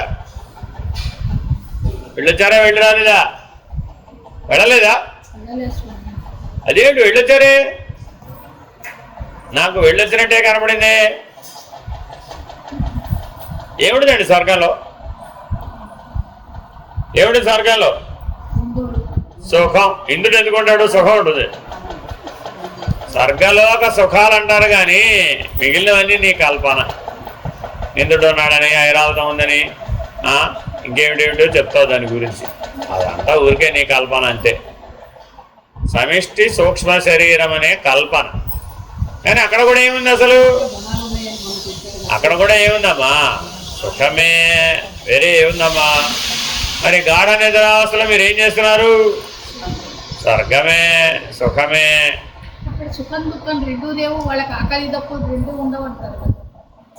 స్వర్గంలో వాళ్ళకి ఆకలి దెబ్బకి లేవా? ఎందుకని లేవు? అమృతం తాగారు కాబట్టే. ఒరే ఒరే ఒరే ఒరే కథ చాలా పెద్దగా ఉంది మన దగ్గర. వాళ్ళకి శరీరం లేదమ్మా, మనలాంటి శరీరం లేదు. ప్రాణమయ శరీరం లేదు వాళ్ళ దగ్గర. ఆకలి దెబ్బకి ఎవరి ధర్మములు? ప్రాణధర్మములు. వాళ్ళకి మనలాగా సప్తధాతు నిర్మిత స్థూల శరీరము లేదు, పంచ ప్రాణాలతో కూడుకున్న ప్రాణమయ శరీరం కూడా లేదు. పని పాట లేదు వాళ్ళకి. తెలుసా అసలు మీకు? అప్సరస అంటే సమాధానం చెప్పండి. తెలుసా మీకు? అప్పు. అప్పు అంటే నీరు. రసం అంటే ఆపహ రసహ. అంతేగా? కలిపితే అప్సరస. అంతేనా కదా? రసహ అంటే ఆనందం. నీళ్లు తాగడం వల్ల ఆనందం వస్తాడు వాళ్ళకి, అంతే. నీళ్ళు ఎలా తాగుతారండి వాళ్ళు? అవునమ్మా. ఇప్పుడు సముద్రంలో అమీబా నుంచి తిమింగలం దాకా పుట్టినాయా లేదా? అవన్నీ అప్సరసలే. ఎవరండి ఇవిడ? పాల సముద్రం, పెరుగు సముద్రం ఉంటుంది. నాకు అర్థం కాదు. ఏదో వాళ్ళు ఏదో మనకు చెప్పదలుచుకున్నారమ్మా. దాంట్లో తత్వజ్ఞానాన్ని చెప్పడం కోసమని అలా పేర్లు పెట్టారు. అంతేగాని బ్రహ్మాండంలో పాల సముద్రం ఎక్కడుంది, పెరుగు సముద్రం అది ఎక్కడుందని ఇప్పుడు షిప్ వేసుకెళ్తే కనపడుతుంది ఏమిటేమో. అలా కనపడదు. స్థూలం కావాలి, గుర్తుపెట్టుకోవాలండి. లక్షణ సామ్యం. సమిష్టి అంతా ఏంటండి? లక్షణ సామ్యం. అర్థమైందండి? తెల్లగా ఉన్నవన్నీ పాలే. కరెక్టేనా? ఎందుకని? మరి పాలు తెల్లగా ఉంటాయా ఉండవా? కాబట్టి నాకు ఒక సముద్రం కావాలి. ఎటువంటి సముద్రం కావాలి? తెల్లగా ఉన్న సముద్రం కావాలి, అంతే. తెల్లగా ఉన్న సముద్రం కనబడితే అది పాల సముద్రమే. గుండె ఎలా ఉంటుంది? బంతిలాగా ఉంటుంది, అంతే. ఇదెంత సత్యమో అది కూడా అంతే సత్యం. అలా చెప్పలేదు, అవి ఒక తత్వార్థంతో చెప్పారనమాట. మిల్కీ వే, పాల పొంత అనే పేరుతో చెప్పారనమాట. ప్రకాశమయమైనటువంటి జ్యోతిర్మయమైనటువంటి ఖగోళ విజ్ఞానాన్ని మనకు తెలియజెప్పాలనే ఉద్దేశంతో అలా కనబడుతూ ఉంది. నీకు తెలిసినటువంటి ఉపమానంతో తెలియని దాన్ని వివరించే ప్రయత్నం చేయడమే తత్వజ్ఞానం. వేరే ఇంకేం లేదు. Known to unknown. నీకు పాలు తెలుసా తెలీదా? తెలుసు. ఎక్కడుంటాయి? ఎక్కడుంటాయి? కుండలో ఉంటాయి, ఒకప్పుడు పాల కుండలో ఉన్నాయి, లేదు పాల గ్లాసులో ఉన్నాయి, అంతేనా కాదా? సముద్రం చూసావా లేదా? చూశానండి, ఒకసారి స్నానం చేసి వచ్చానండి. పాలు ప్లస్ సముద్రం కలిపేసాయి. సముద్రం అంత పాలు ఎప్పుడైనా చూసావో? చూడలేదా? అయితే అక్కడే ఉంటాడు విష్ణు. ఏమంటే సముద్రం అంత పాలల్లో ఉన్నాడని చెప్పే బదులు గ్లాసుడు పాలలో ఉన్నాడని చెప్తే మనం ఈజీగా పట్టుకునేవాళ్ళం కదా. పోనీ కుండెడు పాలలు అంటే అది అలాగైనా ట్రై చేసేసేవాడు. బిందెడు పాలు కుండెడు పాలలో ఉన్నాడంటే ఈజీగా పట్టుకునేవాళ్ళం కదా. ఈ పాటికి ఎప్పుడో వైకుంఠ దర్శనం విష్ణు దర్శనం అయిపోయింది కదా. కాబట్టి వాళ్ళు ఏం చేశారు, ఏ రోజున నీకు సముద్రం అంతా పాలు కనపడతాయో ఆ రోజే నువ్వు విష్ణుమూర్తిని దర్శించడానికి వీలు. ఇప్పుడు ఏం చేయాలి మనం? కనపడ్డ వాళ్ళందరినీ ఒడేడాడు. మీరు ఎప్పుడైనా సముద్రం అంతా పాలు చూసేవరా? పాల సముద్రాన్ని చూసి వచ్చారా? చూడలేదా? అయితే మీరు విష్ణుని చూడలేదు. నేను చూసి వచ్చాను రా బాబు విష్ణుమూర్తిని. నీకు పాల సముద్రం తెలిసా తెలీదా? పాల సముద్రం తెలీదా? అయితే మీరు విష్ణుని చూడలేదు. ఇప్పుడు అక్కడ ఏం చెప్తున్నట్టు, ఇప్పుడు పాల సముద్రం ఆశ్రయం, విష్ణువు అధిష్టానం. బ్రహ్మాండం అంతా ఎలా ఉందయ్యా? అధిష్టాన ఆశ్రయ పద్ధతిగా ఉందయ్యా. పిండాండం ఎలా ఉందయ్యా? చెప్పండి చూద్దాం. ఇప్పుడు కార్యకారణములుగా ఉందయ్యా. పిండాండం అంతా ఎలా ఉంది? కార్యకారణములుగా ఉన్నది. బ్రహ్మాండం అంతా అధిష్టాన ఆశ్రయములుగా ఉన్నది. కానీ రెండు అసత్యమే. ఎందుకని? పరబ్రహ్మం ఒక్కటే సత్యం. అక్కడేమో సాక్షిగా ఉండి కర్మ చేస్తున్నాడు, ఇక్కడేమో లోబడి కర్మ చేస్తున్నాడు. కార్యకారణములకు లోబడి కర్మ చేసేవాడు జీవుడు, అధిష్టానంగా ఉండి చేసేవాడు బ్రహ్మము. అంతే తేడా. జీవుడు ఎంతసేపు దేంట్లో లోబడిపోతున్నాడు? కార్యానికో కారణానికో. కానీ బ్రహ్మాండంలో ఉన్నటువంటి సాక్షి బ్రహ్మం అనేవాడు మాయకు కానీ కార్యకారణములకు కానీ అధిష్టాన ఆశ్రయములకు కానీ లోబడటం లేదు.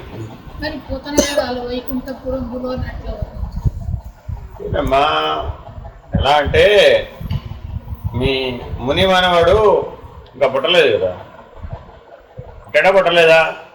పుట్టలేదా? ఆ ముని మనవాడు బంగారపు ఉయ్యాలలో ఊగుతున్నట్ట. ఎక్కడ?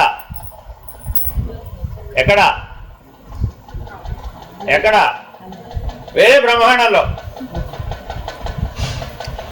మరి వస్తాడు, మీ మనవరాలు కడుపున పుడతాడు. ఎప్పుడో పుడతాడు. పిడి చేస్తావుగా, ఎప్పుడో పుట్టాలి కదా. మరి పుట్టకముందు మరి ముని మనవుడు ఎక్కడున్నాడు అని అడిగావు. అది కూడా నాలాంటి వాళ్ళు వచ్చి. ఇప్పుడు నేనేం చెప్పాలి? నీకు కనబడలేదా? అలా వైకుంఠపురంబులో నగరిలో ఆమూల దాపల సౌధంబులో. ఎంత గొప్పదారణనో. ఎవరి గురించి చెప్పాడు? కొట్టబోయే ముని మనవాడు గురించి. అబ్బా, మా ముని మనవాడు సౌభాగ్యం అనుకు దేవుడు ప్రశాంతంగా వెళ్ళిపో. ఇప్పుడు ముని మనవాడిని చూసిన తర్వాత వెళ్ళాలంటావా? ఈవిడ ముందే వెళ్ళాలంటావా?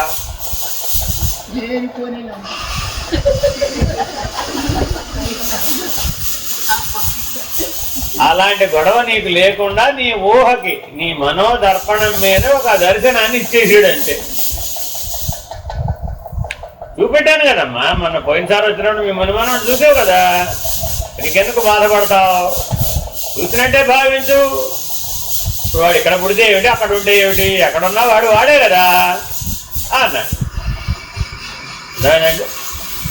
మరి ఇప్పుడు ఈవిడ సంతృప్తి పడుతుందా పడదా? కాబట్టి పోతన భాగవతం చదివితే సంతృప్తి ఉంటుంది కానీ జ్ఞానం ఉండదు. Very dangerous. రికార్డు కూడా అయిపోతుంది. ఎందుకని? భక్తి రస సముద్రం. మిమ్మల్ని ఎందులో మనకలేయిస్తాడు? భక్తి అనే సముద్రంలో బాగా మనకలేయిస్తాడు. కానీ అక్కడక్కడ ఆ జ్ఞానం యొక్క చేర్పు ఉందన్నమాట. అదేనండి. ఇంత స్పష్టంగా తెలిసిన ఆయన ఎవ్వని తేజనింతు జగం అని అడగొచ్చు అంటారు. సత్యమూర్తి ఏ మందారవనాంతర ప్రాంతేందు కాంతోపరోత్పల ఎంత లోపల దాకా చెప్పేశాడు. అభ్యంతర మందిరంలో ఆయన ఏం చేస్తున్నాడో కూడా చెప్పేశాడు. ఊరిని అన్యాయం పడుగాను.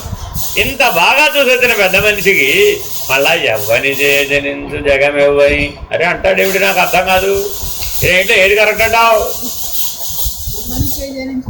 అదేమిటి ఎవరు చెప్పారు? అవన్నీ ప్రశ్నలే. జగము ఆగు, ఎవని జనించు జగము ఆన్సర్ ఉందా ఇప్పుడు అందులో? ఎవడో చెప్పు. ఏ జనించు జగము ఎవ్వని లోపల నుండు లీనమై ఎవని ఎందు డిందు పరమేశ్వరుడు ఎవడు అని ప్రశ్నలే కదా. చివరి దాకా ఓడిపట్టవయ్యా బాబు. ఆ మూల కారణం ఎవడు ప్రశ్నే, అది కూడా. అనాది మధ్య లయుడు ఎవడు, అది కూడా ప్రశ్నే. ఎవడు, అది కూడా ప్రశ్నే. చెప్పు. ఇప్పుడు ఆతననే ఈశ్వరునే శరణంబు వేడదనంటే తెలిసినట్ట తెలియనట్ట అని సమాధానం చెప్పినట్టేనా? ఎంత అన్యాయం అండి బాబు. 36 ప్రశ్నలు వేసి 37 సమాధానం అన్నట్ట. అదేం విధానం? సరే చూడు, కావాల్సి వస్తే ఎవని జనించు జగము ఈశ్వరుడి చేత. తప్పు. ఈశ్వరుడు జగాన్ని సృష్టించడు. ఎన్నేక పాఠం చెప్పావు? నేను చెప్పే కదా పాఠం. ఈశ్వరుడు జగత్తును సృష్టించలేదు. ఎందుకని? జీవ జగత్తులు ప్రతిబింబములు. జీవ జగత్తులు ప్రతిబింబములైతే ఒకడు సృష్టించేది. అందులో సత్యమైన ఈశ్వరుడు అసత్యమైన జీవ జగత్తులను ప్రతిబింబమైనటువంటి వాడు ఎలా సృష్టించాడు? సృష్టించలేదు. తేలిపోయి బింబ ప్రతిబింబ న్యాయం చూసేటప్పటికి ఎవరి జనించు జగము ఈశ్వరుడు సృష్టించాడు, సృష్టించలేదు. ఒకటి పోయింది. ఇప్పుడు చెప్పు. ఎవ్వని ఎందు ఉండు లీనమై. ప్రతిబింబం అట బింబంలో లీనమైపోయి ఉందట. ప్రతిబింబం బింబంలో లీనమైపోయి ఉండబెట్టండి అంటే దీనికి అసలు నిజ అస్తిత్వమే లేదు. మళ్ళీ దాంట్లో లీనమై ఒకటి బయట ఒకటి ఎలా ఉంది? మరి ఈశ్వరుడు జగన్నంతా చేసి అందులో ప్రవేశించాడు కదా.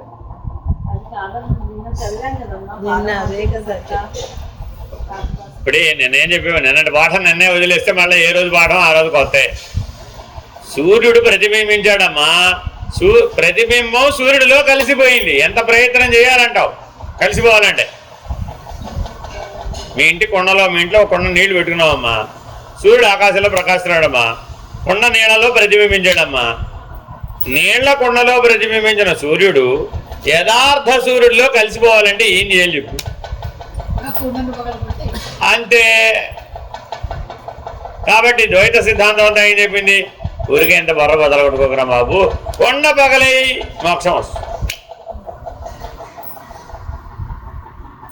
మోక్షం అంటే ఏమిటి? ప్రతిబింబం లేదని చెప్పడమే. బింబం ఎప్పుడు ఉంది కదా. ఇప్పుడు చెప్పు, మూడో ప్రశ్న ఏమిటి? అయిపోయింది. ఉండు లీనమై. తర్వాత చెప్పే. మళ్ళా మొదటి చదువుకోవాల్సిందే. ఎవని ఎందుడిందు పరమేశ్వరుడేవాడు. మళ్ళా ఈశ్వరుడు అని పెట్టదు అక్కడ. పరమేశ్వరుడు ఎవడంటూ మళ్ళా పరమేశ్వరుడు ఈశ్వరుడు సమాధానం అంటావేంటి?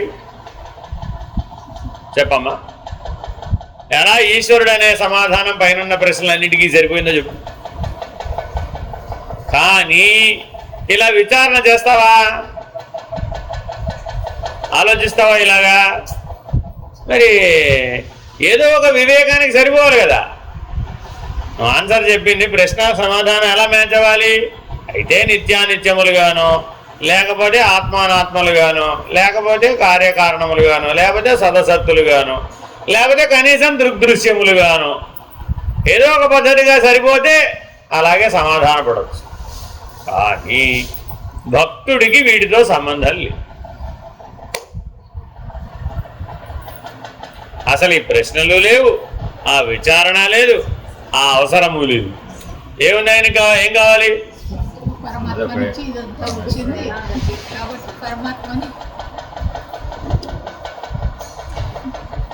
కోపం వస్తుంది అట్లా అంటే నీకు నాకు అర్థం కాదు, కళ్ళు పోతాయి.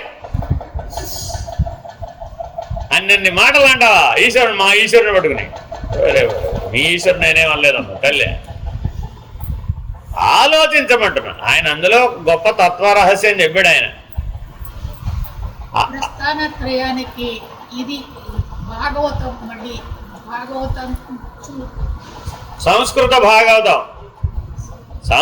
భాగవతం చదివితే ప్రస్థానత్రయ భాష్యంలో ఉన్నటువంటి లక్షణాలన్నీ సంస్కృత భాగవతంలో ఉన్నాయి, వ్యాస భాగవతంలో ఉన్నాయి.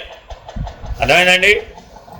అయితే ఆ కఠినమైన నారికేళ పాకాన్ని పోతన గారు ఏం చేశారు, ఆ భక్తి అనే ద్రాక్ష పాకంగా మార్చేశాడు. సరే ఇదే తిప్పి చెప్తా చూడు. ఇప్పుడు అడిగితే ఏం తెలిసింది? ఏం మ్యాచ్ అవ్వలేదండి అసలు. ఈ ప్రశ్నలకు ఈశ్వరుడు అనే సమాధానం మ్యాచ్ అవ్వలేదని అనిపిస్తాం. సరే మళ్ళీ అదే చెప్తా చూడు. యవ్వని చే జనించు జగము, అంతేనా మొదటి ప్రశ్న? యవ్వనిచే ఈశ్వరుడు జగమై తోచెను నీకు.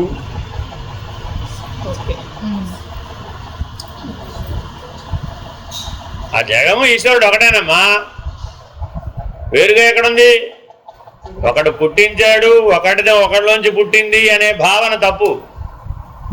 జనించే కాదది, తోచే. ఆ జగత్తు కనబడుతుంది, అదే ఈశ్వరుడు. ఈ ఈశ్వరుడు కనబడుతున్నాడు, ఇదే జగం. ఈ రెండు ఒకటే.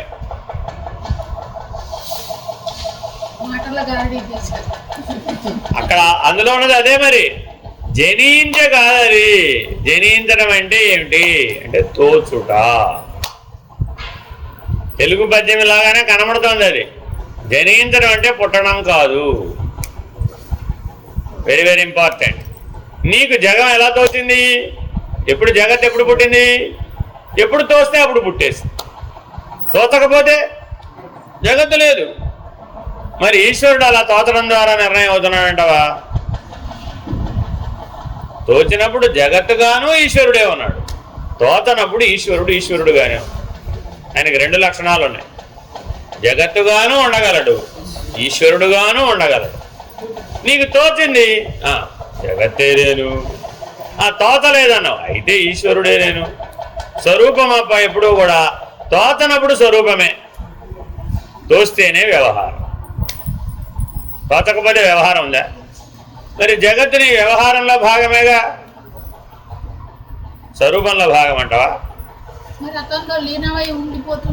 స్వరూపంలో వ్యవహారం లీనమయ్యే ఉందిగా, అసలు బయటికి ఎప్పుడు వచ్చింది కనుక. ఒకప్పుడు బయటికి వచ్చిందని నువ్వు అనుకోవడం భ్రాంతి చేత అనుకుంటున్నావే తప్ప, వాస్తవానికి ఈశ్వరుణ్ణి విడిచి జగత్తు మరొక చోట ఎక్కడుంది? వేరే స్థానంలో ఉందా? వేరే స్థితిలో ఉందా? వేరే అనుభవంతో ఉందా? వేరే నిర్ణయంతో ఉందా? అసలు వేరనేదే అక్కడ భ్రాంతి. వేరు అని నువ్వు ఒప్పుకుంటున్నావు కాబట్టి ఆ లేనాన్ని ఒప్పుకుంటున్నావు. సరేనండి, నీవు మీ పిల్లల్ని కన్నావు కదా, నీలోనే లయం చేసుకో చూద్దాం. అదే అందుకని నువ్వు చేస్తుడు. నేను బ్రహ్మనేని అన్నావుగా, నేనే సృష్టించానన్నావుగా, నేనే పెంచాను, నేనే పోషించాను, నేనే విష్ణువుని అన్నావుగా. మరి రుద్రుడు కూడా నీవే లయం చేసుకోవచ్చుగా. ఓహో, నువ్వు పరమాత్మ కాదా అయితే? చూసావా? కాబట్టి అప్పుడు అక్కడ ఏమైపోయింది? కాదమ్మా, జీవుడు తన పరిమితత్వాన్ని ఒప్పుకోవడం అయిపోయింది. కాదన్నప్పుడు మరి అన్ని నువ్వు ఈశ్వరుడితో సమానంగా చెయ్యాలి కదా. మరి అంటే స్థూల ధర్మంగా చూస్తున్నావు నువ్వు. స్థూల ధర్మంగా కాదు చెప్తోంది. మహాకారణంలో స్థూల సూక్ష్మ కారణాలు ఎప్పుడూ అక్కడే ఉన్నాయి, వేరుగా లేవు.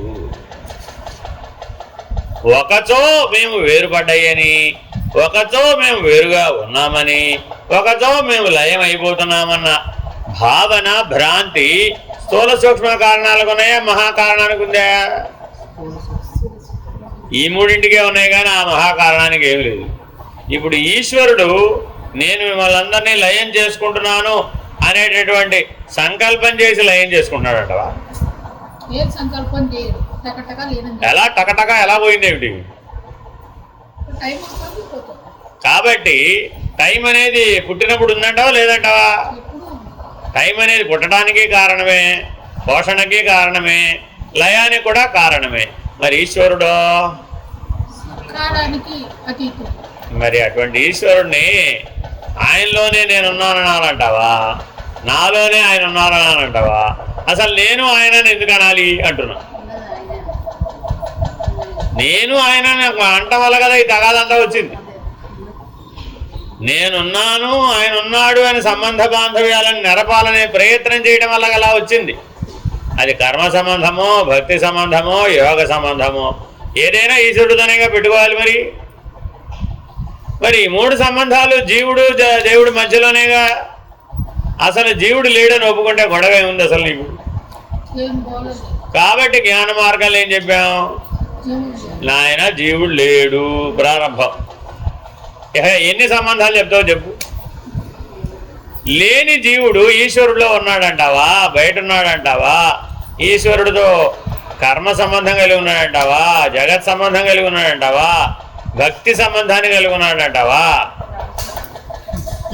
భ్రాంతి సంబంధాన్ని కలిగి ఉన్నాడంటావా, ఆశ్రయ సంబంధాన్ని కలిగి ఉన్నాడంటావా, అధిష్టాన సంబంధం కలిగి ఉన్నాడంటావా?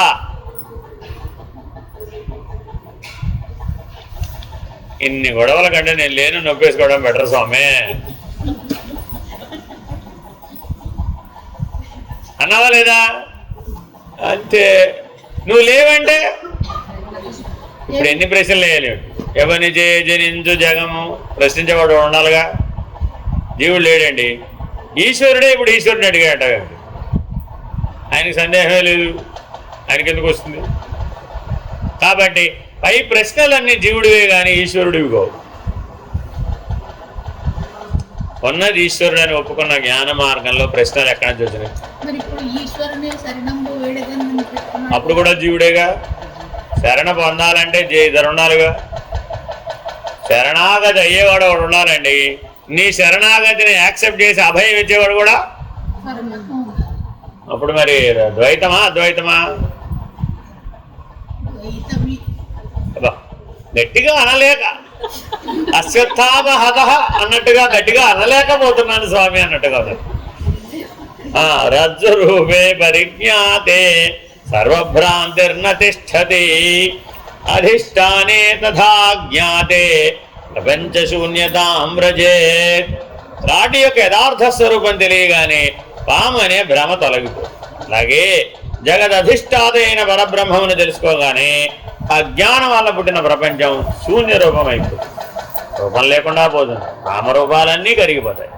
ఈ జగత్తుకు మూలమైన సత్యాన్ని గుర్తించగానే జగత్తు ఇక ఈ రూపంలో కనిపించదు, సమస్తము బ్రహ్మమయంగానే తోచింది.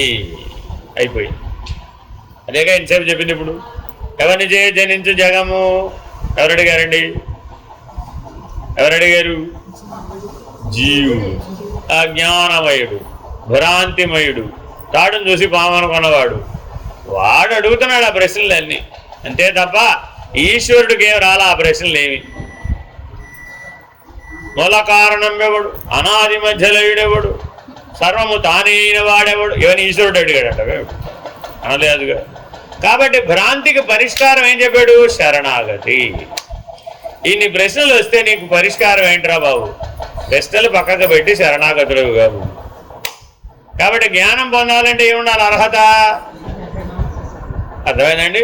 కాబట్టి ఎవడైతే భక్తుడు ఉన్నాడో వాడికి ఆ ప్రశ్నలన్నీ రావాలట. అప్పుడే ఈశ్వరుడు నీకు గురువుగా పనిచేస్తాడు అనే తత్వార్థం అందులో ఇమిడి ఉంది. ఈశ్వరుని అప్పటిదాకా ఎలా భావించాడు? ఏదో తన జీవితానికి ఆధారమని, తన జీవితంలో వచ్చే సమస్యలను పరిష్కరించేవాడుగానని, ఏదో కోరికలు ఈడేర్చేవాడని, వరములు ఇచ్చేవాడని, ఐహికమైనటువంటి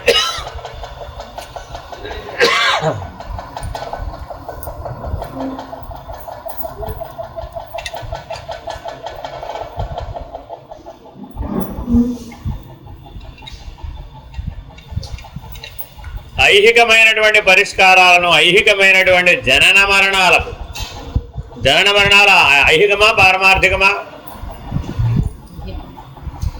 జనన మరణాలు ఐహికమా పారమార్థికమా? మరి ఐహికమే అయితే ఎవరు అడగమన్నారని జనన మరణాల గురించి? ఏమయ్యా ఆ మృత్యు భయం ఏదో తొలగించు. అన్నప్పుడు అది ఐహికమే కదా. ఐహికమైన అంశాల గురించి భగవంతుని ఎవరు ఆశ్రయించమన్నారు? నేను అదే భక్తి అనుకుంటున్నావు కదా. మరి అప్పుడు భగవంతుడు నీ గురువుగా కనపడలేదు, ఉపయోగపడలేదు. ఈశ్వరుడు సాక్షాత్తు సర్వజ్ఞాన అధిష్టానం కదా, సకల విద్యలకు అధిష్టానం ఎవరు? ఈశ్వరుడే. మరి ఆయన దగ్గర జ్ఞానం నేర్చుకోవాలంటావా? కొద్దిగా నా మృత్యు భయాన్ని పోగొడితే ఇంక నిన్నేం అడగను అని అడగాలంటావా? జ్ఞానమే నేర్చుకోవాలి, కానీ మరి మృత్యు భయం కూడా జ్ఞానానికి. జ్ఞానం వస్తే మృత్యు భయం ఎందుకు ఉంటుంది? జ్ఞానం లేకపోబట్టి మృత్యు చేత భయపడుతున్నాం. కాబట్టి ఈశ్వరుని జ్ఞానం అడిగేస్తే అన్ని పనులు ఒకసారి అయిపోతాయి కదా. ఇన్ని ప్రశ్నలకు ఒక్కొక్క దానికి సమాధానం చెప్పడం ఎందుకు అని కలిసి ఒకసారి సమాధానం చెప్పాం. ఏమని? బ్రహ్మమయం దేహస్యాపి ప్రపంచత్వాత్ ప్రారబ్ధాన స్థితి కుతః అజ్ఞాని జన బోధార్థం ప్రారబ్ధం వక్తి వై శృతి. ఏమండి, ఉపనిషత్తులు చెప్పినాయి కదా ప్రారబ్ధం గురించి, మీరు లేదంటున్నారు.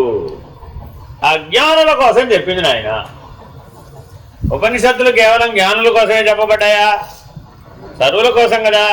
కాబట్టి అర్థం కానటువంటి జ్ఞానాన్ని, అర్థం కానటువంటి ఈశ్వరుణ్ణి, అర్థం కానటువంటి పరమాత్మని, అర్థం కానటువంటి బ్రహ్మమును, అర్థం కానటువంటి పరబ్రహ్మమును, అబ్స్ట్రాక్ట్. అర్థం కానంటే అక్కడ అర్థం ఏంటి? కేవలం. అవన్నీ కేవలం, అవి నిరపేక్షం. దాన్ని పోలికతో చెప్పడానికి వీలు కాదు. పోలికతో చెప్తే కానీ నాకు బోధపడదు అంటున్న వాడెవడో వాడు అజ్ఞాని. సాపేక్ష దృష్టి కలిగిన వాడెవడో వాడు అజ్ఞాని. వాడికి నిరపేక్షమైనటువంటి స్థితి గురించి బోధించాలి. ఎలా చెప్పాలి మరి? ఎలా చెప్పాలి?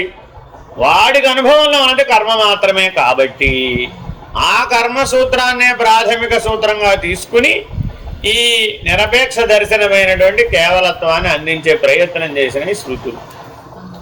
ఈ పైన చెప్పిన విషయాలని గ్రహిస్తే నామరూపాత్మకమైన ఈ ప్రపంచం అంతా అజ్ఞానం వల్లనే పుట్టిందని, సత్యాన్ని గుర్తిస్తే ఇక ఈ శరీరం కూడా ప్రపంచంలో ఒక భాగమైనందువల్ల ఇది కూడా అసత్యమే అవుతుంది. అటువంటప్పుడు ఇంకా ప్రారంధం అనేది ఏది ఉండదు.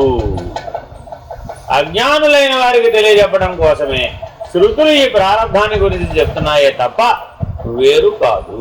జ్ఞానం వల్ల అజ్ఞానజన్యమైన ఈ ప్రపంచ స్వరూపాన్ని గుర్తించలేని అజ్ఞానులకు జ్ఞానం పొందిన పిమ్మట కూడా శరీరంతో ఉండే జ్ఞానుల ప్రవర్తన గురించి చెప్పడానికై తాత్కాలికమైన ఈ ప్రారంధాన్ని గురించి చెప్పారు. అంతే తప్ప జ్ఞానుల విషయంలో ప్రారంధం అనేది ఉండదు. ఈశ్వరుడు సత్యలోకం వెళ్ళేట. అప్పుడు బ్రహ్మగారికి ఎన్ని తలలు ఉండేవట?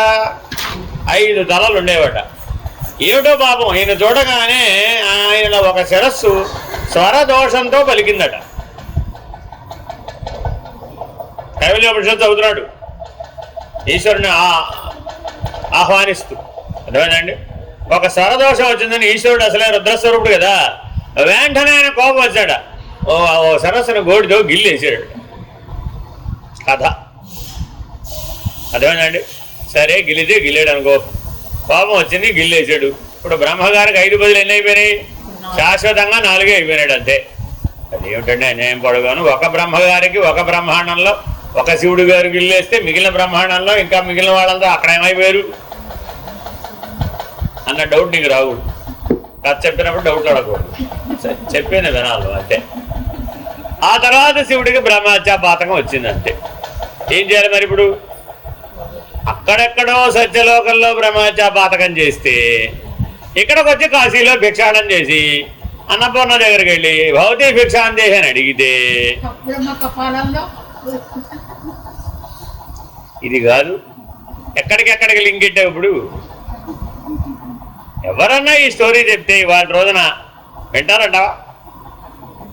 ఎందుకని? లింక్ లేదు అక్కడ, నో లింక్ ఎట్ ఆల్. కానీ ఇది సత్యమేనా కదా? ఏదో చెప్తున్నాడు దాని వెనకాల. ఎప్పుడు గుర్తుపెట్టుకోవాలండి, ఏ స్టోరీలో కూడా తత్వరహస్యం లేకుండా స్టోరీలు చెప్పలేదు. కాకపోతే ఏంటి, వాళ్ళని నీకు పోల్చి చెప్పాడు, జీవుడికి పోల్చి చెప్పాడండి చాలా తెలివిగా. ఈశ్వరుడికి అలా అయిందిరా, నీకేమవుతుందో ఆలోచించుకోమని అర్థం. ఈశ్వరుడు అంతటి వాడు ఆయన లెవెల్లో చేస్తేనే ఆయనకు అంత దోషం వస్తే, ఆయనే అంత ప్రాయశ్చిత్తం చేసుకోవాల్సిన అగత్యం వస్తే, నీ లెవెల్లో నువ్వు ఎంత ప్రాయశ్చిత్తం చేయాలంటావు? 100 ఏళ్లలో చేసిన తప్పులకి 1000 ఏళ్ళు ప్రాయశ్చిత్తం చేయాలట, అంతే. అప్పుడు కానీ పోదు. అంటే ఒక జన్మలో చేసిన తప్పులకి 10 జన్మల పాటు ప్రాయశ్చిత్తం చేసినా కూడా పోదట. ఇప్పుడు ఏమైనా కర్మసూత్రంలో పరిష్కారం లభించినట్ట? ఒక్కొక్క దార పోగు వస్త్రంలోంచి తీస్తూ ఉంటే ఆ వస్త్రం ఎప్పటికీ ఖాళీ అయ్యానంటావు? అదేమన్నా సామాన్యమైన వస్త్రమా? మహేశ్వరుడు కట్టుకున్న వస్త్రం ఏకంగా ఎంత వస్త్రం ఉంటుందంటావు? బ్రహ్మాండం అనే వస్త్రంలో నుంచి ఒక్కొక్క పోగు తీస్తున్నట్ట ప్రాయశ్చిత్తంతో. ఎప్పటికవుతుందండి? ఎప్పటికి అవదా? ఎలా అవుతుంది అసలు? బ్రహ్మాండం అంత వస్త్రం అంటాడు ఏకంగా. ఈయన ఏం చేస్తున్నట్ట? కర్మ ద్వారా రోజుకు ఒక్కొక్క పోగు తీస్తున్నాడు. ఎప్పటికైనా ఖాళీ అవుతుందంటారా? ఎందుకని? ఇటు పక్క తీస్తుంటే ఇటు పక్క మళ్ళా అల్లుకుంటూ వచ్చేస్తుంది. ప్రారంధ భోగం ఎటువంటిదయ్యా? ఒక్కొక్క పోగు తీయడం లాంటిది. మరి తీస్తున్నప్పుడు ఏమైపోయింది? సంచితంలో నుంచి మళ్ళా ప్రారంభం వెనకాల నుంచి కంటిన్యూ అయిపోతుంది. ఈ ప్రారంభం మళ్ళా ఆగామిగా మారిపోతుంది. ఆ ఆగామి మళ్ళా సంచితంగా మారిపోతుంది. ఎప్పటికీ స్టోరీ ఎండ్ అయ్యాను. ఎప్పటికైనా ఎండ్ ఉందా? కాబట్టి కర్మ మార్గంలో మోక్ష ప్రసక్తి లేనే లేదు.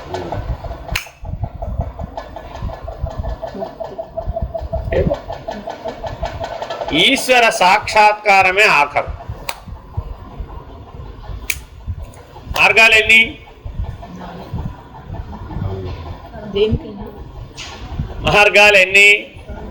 రెండే. అయితే కర్మ మార్గం, లేకపోతే జ్ఞాన మార్గం, అంతే. కర్మ మార్గం ఎక్కడికి వెళ్ళి ఎండ్ అయిపోతుంది? ఈశ్వర దర్శనంతో అయిపోతుంది అక్కడ, అంతే. ఫినిష్డ్. మిగిలినవన్నీ నువ్వు రాసుకున్నవే, అక్కడేం లేదు. చూసుకోండి, ఏ మార్గంలో అయినా ఆఖరి పాయింట్ ఏంటి? ఈశ్వర దర్శనం అయిపోతుంది. భగవద్ దర్శనంతో ముగిసిపోతుంది ఆ మార్గం. కానీ భగవద్ దర్శనంతో ప్రారంభమవుతుంది జ్ఞాన మార్గం. చాలా తేడా ఉంది దానికి దీనికి. అందుకని అందరికీ ఈ మార్గం చెప్పడానికి వీలు కాదు. All are not eligible. ఎవరైతే నాకు ప్రారంధమే లేదు అనగలిగే ధైర్యం ఉంటుందో, అలా ఉండగలిగే ధైర్యం ఉంటుందో, అలా కేవలత్వంతో ఉండగలిగే శక్తి ఉంటుందో, సామర్థ్యం చేత నిర్ణయమయ్యేదే కానీ ఇది స్థానం చేత కానీ, స్థితి చేత కానీ, అనుభవం చేత కానీ, నిర్ణయం చేత కానీ వీలు కానిది. కేవలము జ్ఞానబలం చేత మాత్రమే నిర్ణయమయ్యేది మాత్రమే ఇది. క్షీయంతే జాస్య కర్మాణి తస్మిన్ దృష్టే పరావరే బహుత్వం తన్నిషేధార్థం శ్రుత్యా గీతం జయత్స్ఫుటం భిద్యతే హృదయ గ్రంథిశ్చద్యంతే సర్వసంశయా క్షీయంతే జాస్య కర్మాణి తస్మిన్ దృష్టే పరావరే. కారణ రూపంలో పరుడుగాను, కార్యరూపంలో అపరుడుగాను ఉండే ఆ పరమాత్మ యొక్క సాక్షాత్కారం కాగానే అనాత్మ అధ్యాస రూపమైన ఆత్మను అనాత్మగా భావించడం అనే హృదయ గ్రంథి తెగిపోతుంది. జ్ఞేయ విషయంలో ఉండే సందేహాలన్నీ నష్టమైపోతాయి, సమస్త కర్మలు క్షయమైపోతాయి అని శృతి చెప్పింది కదా.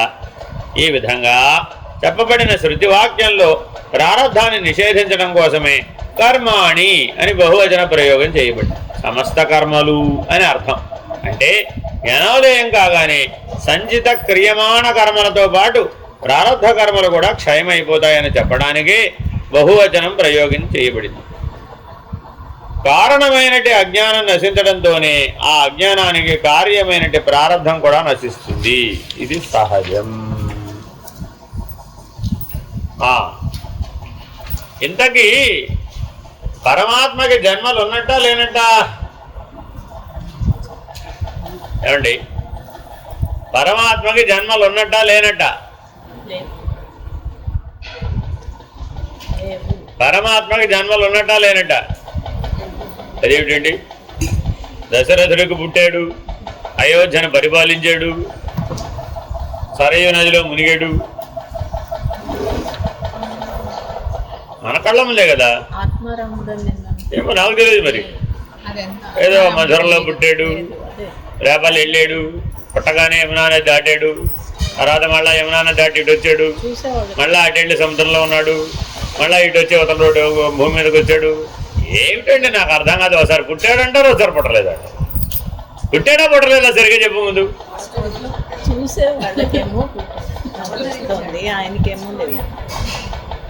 పైగా మీరు ఏమిటి జన్మాష్టమి నిర్వహిస్తున్నారు, శ్రీరాముడి జననం, రామనవమి నిర్వహిస్తున్నారు, నవరాత్రులు ఏకంగా. తగ్గి పుట్టినట్ట పుట్టనట్ట అదే వాళ్ళు అదవుతా కదా. నేను ఇష్టం వచ్చిన ఆవిడ చెప్పినట్టు అంతా మాటల గారడి అండి, వేరే ఇంకేమి.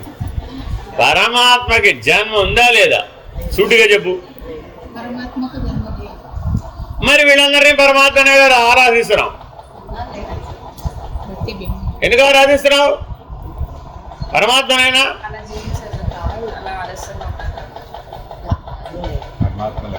ఇంకెవడు లేడండి భూమి మీద, నాకు అర్థం కాదు. వాళ్ళే అన్నట్టు పోనీ నీ జీవితానికి ఆధారాన్ని మీ తల్లి తండ్రి బొమ్మలు పెట్టుకునైనా కానీ ఆరాధిస్తే అర్థం ఉంది. ఎందుకని? నీ జన్మకు కారణం వాళ్లే, నీ జ్ఞానానికి కారణం వాళ్లే. కాబట్టి మరి వాళ్ళనైనా పూజించాలి, కానీ పూజిస్తే అర్థం ఉంది. కానీ ఎవరో ఎప్పుడో లక్షల కోట్ల సంవత్సరాల క్రితం పుట్టారట, ఆయన పరమాత్మట. ఇప్పుడున్న వాళ్ళు ఎవరు కాదట. ఏమండి, మీ అమ్మగారికి నాన్నగారికి గుడి కట్టారా కట్టలేదా? మీరు కట్టాలా అక్కర్లేదా? అదేమిటి అందరూ పార్వతీ పరమేశ్వరులు గుడి కట్టేవాళ్ళు ఏమిటో నాకు అర్థం కాదు.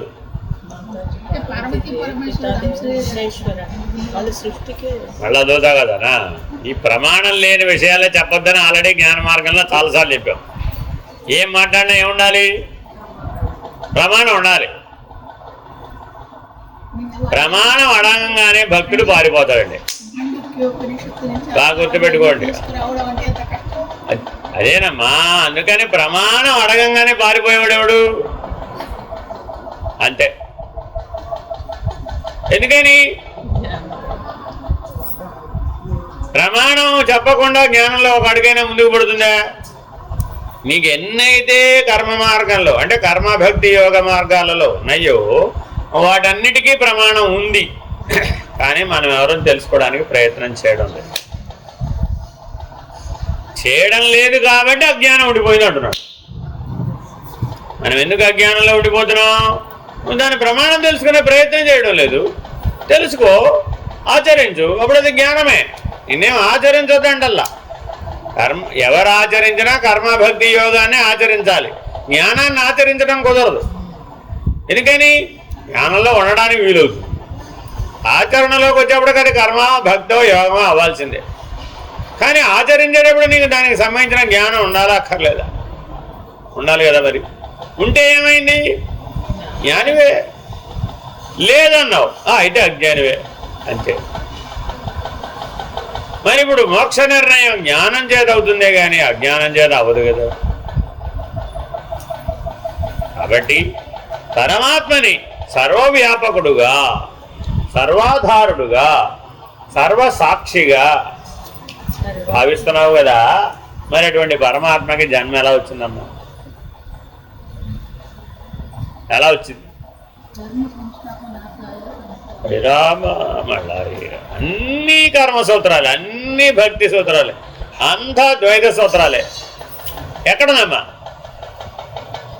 ధర్మ సంస్థాపనార్థాయ అంటే ఏకమా అనేకమా? ఏకమా అనేకమా? ఏకమంటే అప్పుడు పోయింది. ఇక సంస్థాపన ఏమిటి, అర్థం ఏమిటి, పుట్టడం ఏమిటి? సంభవామి యుగే యుగే. మళ్ళా ఒక్కొక్క కాలంలో ఒక్కోసారి ఒక్కో రకంగా పుడతాడు. రామ ఒక యుగంలో ఒక్కో రకంగా పుడతాడు. ఎలాగండి? సంభవం అంటే పుట్టడం కాదేమిటి? ఏనమ్మా త్రేతాయుగంలో కృష్ణుడుగా, ద్వాపర యుగంలో రాముడుగా రావచ్చుగా. ఎన్నిసార్లు తిరిగినా త్రేతాయుగంలోనే రాముడు, ఎన్నిసార్లు తిరిగినా ద్వాపర యుగంలోనే కృష్ణుడు, కలియుగంలో వెంకటేశ్వర స్వామి. ఎన్నిసార్లు చక్ర భ్రమణం తిరిగినా ఇదేం మారలేదు. ఈ పరమాత్మ అంత సమర్థుడైతే త్రేతాయుగంలో కృష్ణుడు గాను ద్వాపర యుగంలో రాముడు గాను వచ్చి పరిష్కరించమని చూద్దాం.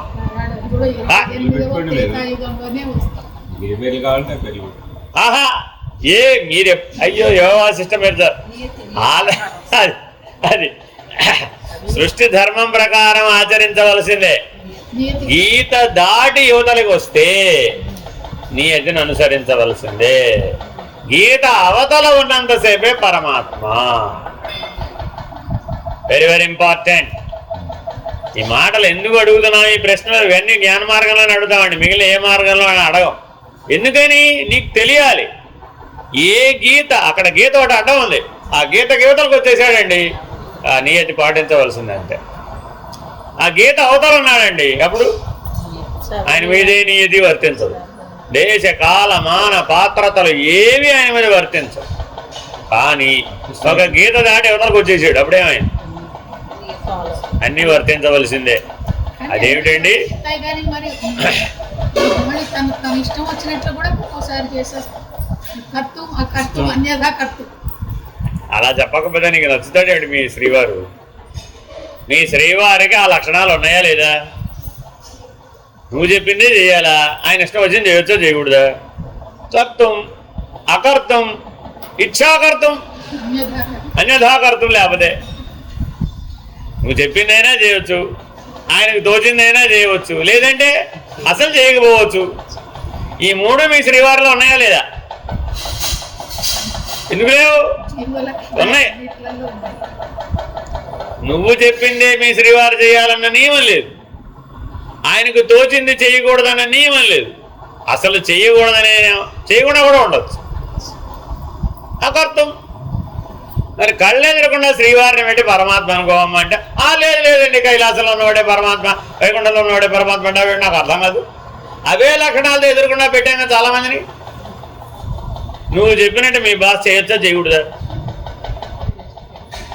అదేమిటి, మీ బాస్కులో కూడా పరమాత్మ లక్షణాలే ఉన్నాయి. నువ్వు చెప్పినట్టు మీ బాస్ చేయొచ్చా చేయకూడదా? చేయవచ్చు. చేయకుండా ఉండొచ్చా ఉండకూడదా? ఉండొచ్చు. ఆయన ఇష్టం వచ్చినట్టు చేయొచ్చా చేయకూడదా? బాస్ అంటేనే అర్థం అది.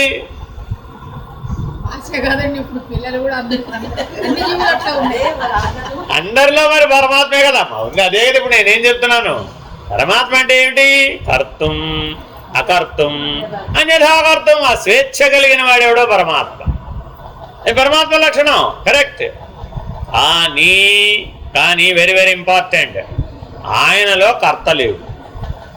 కర్తం అంటున్నప్పుడు కర్త లేడు, అకర్తం అంటున్నప్పుడు కూడా కర్త లేడు, అన్యథాకర్తం అన్నప్పుడు కూడా. కాబట్టి పరమాత్మ. మనం ఏం చేసాం? మనం అదే చేస్తున్నాం. కానీ ఏమంటున్నాం?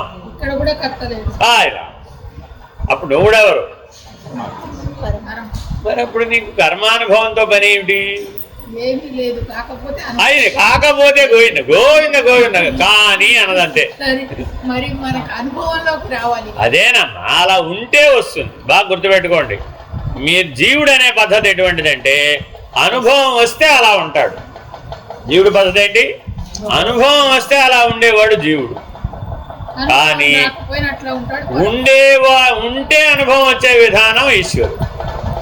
ఇది గుర్తుపెట్టుకోవాలి.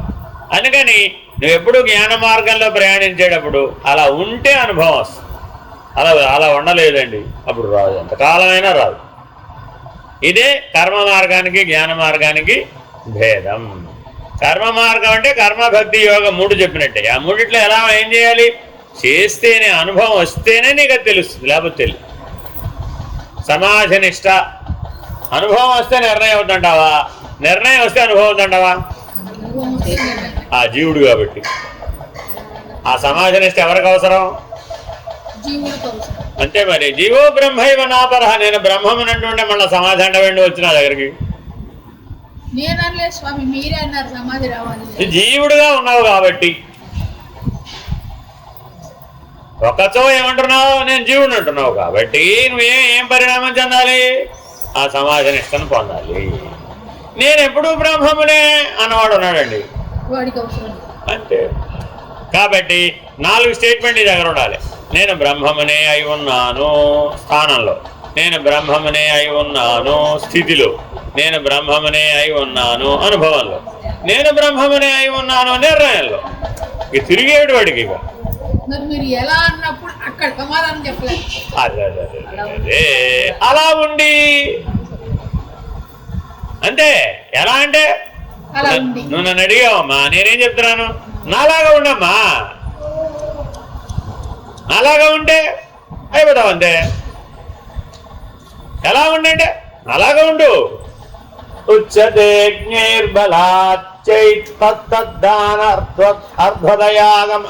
అర్ధద్వయాగమ వేదాంతమతహానంచయతో జ్ఞానమితి శృతి.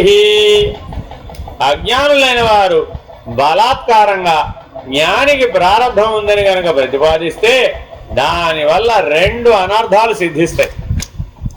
మన గురించే చెప్తున్నాడు. ఏమన్నామండి, జ్ఞానికి ప్రారంభం ఉందని చూసేవాడు అంటున్నట్ట. నేను చూశానండి, ఆయన ఇడ్లీలు తింటా నేను స్వయంగా చూసే. సన్యాసి ఇడ్లీలు తినవచ్చా ఎక్కడన్నా?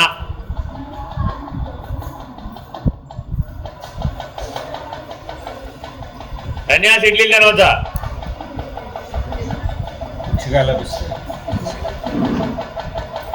అపక్వాహారమే తినాలి సన్యాసి, పక్వాహారం తినకూడదు. అదంతా నాకు తెలియదు. ఆయన ఇప్పుడు ఏ ఆశ్రమ ధర్మంలో ఉన్నాడు? సన్యాసాశ్రమ ధర్మంలో ఉన్నాడు. కాబట్టి ఆయన ఇడ్లీలు తినొద్దా? ఇడ్లీలు దోశలు తినకూడదు, పక్వాహారం తినకూడదు, అపక్వాహారమే తినాలి. అర్థమైందండి? అందుకని మీ అందరికీ వాడు ఏం పెట్టారు, పక్వమో అపక్వమో చెప్పడానికి వీలుగా కూడా పెట్టారు.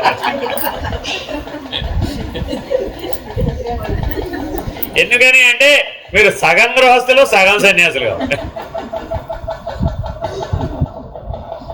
ఉగ్గాని అంటే తెలుసా, అది ఉడికించాడా? ఉడికించలేదు. పోనీ ఉడికించలేదా? ఉడికించినట్టే. ఉడికించలేదండి, చూసుకొని కావాల్సి వస్తే. ఆ గొప్ప రహస్యం అండి అది. నీళ్లలో నానేసాడే కానీ ఉడికించలేదు. ఇప్పుడే చెప్పా, అది గృహస్థు కోసం. మొదటిది ఏంటి? సన్యాసి. అందుకని ఉగ్గాని అంటే ఏంటంటే సగం గృహస్థు సగం సన్యాసి. అది కర్తం అకర్తం అన్యథా కర్తం. కాబట్టి చాలా జాగ్రత్తగా గమనిస్తే చూచేవాడి దృష్టిలోనే జ్ఞానికి ప్రారంభం ఉన్నట్లు కనబడుతుంది అంతే. అదే అసలు లేకపోతే జ్ఞాని దృష్టిలో అయితే ప్రారంభం అనేది వాడికి లేనే లేదు అసలు. వాడు ఎందుకని వాడే లేడు, కర్త అనేవాడు లేడు. అక్కడ కర్త అనేవాడు వాడు ఉంటే వాడికి ఆశ్రితమైనటువంటి సంచితమో ఆగామో ప్రారంభమో ఏదో పేరు చెప్పడానికి వీలయ్యింది. అసలు నేను ఏం చేయలేదయ్యా బాబు. అదేనండి. కాబట్టి ఆత్మారాముడు ఏం చెప్పాడు, ఏనా వనవాసం ఎలా సాగింది, రామరావణ యుద్ధం ఎలా చేసావు, బాగా చేసావుడు కదా అని వాళ్ళమ్మ అంటే నేనేం చేయలేదమ్మా అన్నాడు ఆత్మారాముడు. అదేనండి. కృష్ణుడు కూడా ఏం చెప్పాడండి, యశోద ఏం చేసింది, ఏంటయ్యా మన ఇంట్లో 10 కొండలు వెన్న, 10 కొండలు పెరుగు, 10 కొండలు అన్నీ ఉంటే వెతికండి మన తిన్నావా, నేనేం చేయలేదమ్మా అన్నాడు. కావాలంటే నోరు చూసుకో అన్నాడు. చూపించబడ్డ నీ నోటన బాబు రేపొద్దు 4 భువన భాండమ్ములు ఆ రూపము గనిన యశోదకు తాపము నశించిందంటే తాపము నశించి జన్మ ధన్యత కాదు. నేను ఎప్పటికి చూస్తానో ఏమిటో అయిపోయింది. ఈవిడ మళ్ళా వచ్చే ద్వాపరయుగం దాకా వెయిట్ చేయాలి, యశోదగా పుట్టాలి, ఆయన ఎవరో మహానుభావుడు ఈవిడ దగ్గర పెరగాలి, ఆ మళ్ళా నోరు తెరవాలి, ఆ 14 భువన భాండాలు చూపెట్టాలి, ఈవిడ జన్మ ధన్యత కాచాలండి. ఎన్ని యుగాలు పుట్టాలి ఈవిడ?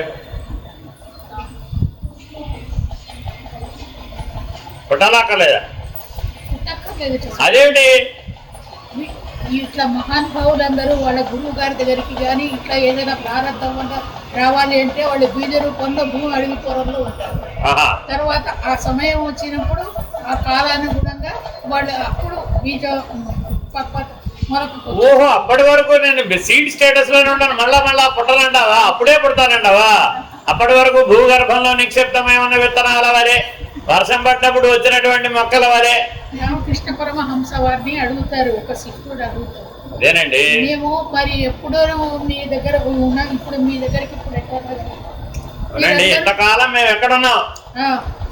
ఇంతకాలం పాటు మేము వేరే జన్మల్లో వేరే బ్రహ్మాండాల్లో పుట్టామన్న అనుభవం సంపాదించేసామా? వేరే గురువులు వచ్చేస్తారు కదా మధ్యలో, అందుకని మీకు ఏ గురువు గారు నిర్ణయించబడ్డారు? కృష్ణ కృష్ణ వాసుదేవ్. అంటే గురువు గారికి ఏ జన్మలో అయినా ఈ తలనొప్పి తప్పదన్నాడు వాడు. రామా రూపంలో నిక్షిప్తాయమైంది నారాయణ నారాయణ. అందుకే ఈ బ్రహ్మాండంలో మళ్ళా పుట్టండి, వేరే బ్రహ్మాండంలో పుట్టండి అంకురిస్తుంది అని చెప్పేసి వారు అన్నారు. అదేనమ్మా, అందుకే ఈ బ్రహ్మాండంలో పుట్టరు ఎవరో కూడా, మళ్ళీ వేరే బ్రహ్మాండంలో పుడతారు. ఎందుకని మళ్ళీ వీళ్ళే తగులుకుంటారు. అదే రామా కృష్ణ, ఈ లాభం లేదురా బాబోయ్, ఈ గొడవ నేను పడలేనురా నాయనా. Same batch. రామకృష్ణ పరమహంసనే ఇట్లా వచ్చారు. అదేనమ్మా, కాబట్టి సద్గురువులైనా అవతారులైనా మహానుభావులైనా ఎవరైనా ప్రారబ్ధవశాత్తు పుట్టడం లేదు. పాయింట్ అర్థం చేసుకోకుండా కథ వెంబడిపోయారు అనుకోండి, ప్రమాదం వస్తుంది. వాళ్ళెవ్వరూ కూడా ప్రారబ్ధవశాత్తు పుట్టలేదు. Very very important. ఎందుకని ప్రారబ్ధవశాత్తు పుట్టలేదు? వాళ్ళు వాళ్ళ కర్త లేడు. లేనప్పుడే వాళ్ళు కర్త లేకుండా పుట్టారు. కర్త లేకుండా పుట్టిన వాడికి కర్మని ఎలా ఆపాదిస్తావు? ఆపాదించలేవు కదా. లేనప్పుడు మరి వాడి జీవితంలో ఉన్న సంఘటనలన్నీ ఎలా జరిగినట్టు? మేము చూసాం కదా, మేము చూసాం. ఆయన పుట్టడం చూసాం, ఆయన స్కూల్కి వెళ్ళడం చూసాం, ఆయన కాలేజీకి వెళ్ళడం చూసాం, ఆయన ఊళ్ళో పూజ చేయడం చూసాం, ఆయన పిచ్చివాడు అయిపోవడం చూసాం, ఆయన మహాజ్ఞానం అంటం చూసాం, ఆయనకు 600 మంది శిష్యులు ఏర్పడడం చూసాం, ఆయన శరీరం వదిలేయడం చూసాం. రామకృష్ణ కథామృతం అంతా ఇదేగా. మరి ఇప్పుడు ఇన్ని ఆయన జీవితంలో జరిగినట్టు కనబడుతుంటే, ఇవన్నీ ఆయన చేసినట్టే కనబడుతుంటే, నానా బాధలు పడ్డట్టుగా కళ్ళ ముందు కనబడుతూ ఉంటే ఆయనకి ప్రారంభం లేదంటారు ఏమిటండి? ఏం మీరు రాసేసుకుంటే సరిపోయిందండి పుస్తకాల్లో. మేము కూడా ఒప్పుకోవాలి కదా. ప్రారంభం లేకపోవడం అంటే మాకు తెలుసు ఇక్కడ. ఎలాగా? ప్రారంభం లేని వాడికి ఏ దుఃఖం లేదు, అవునా కదా?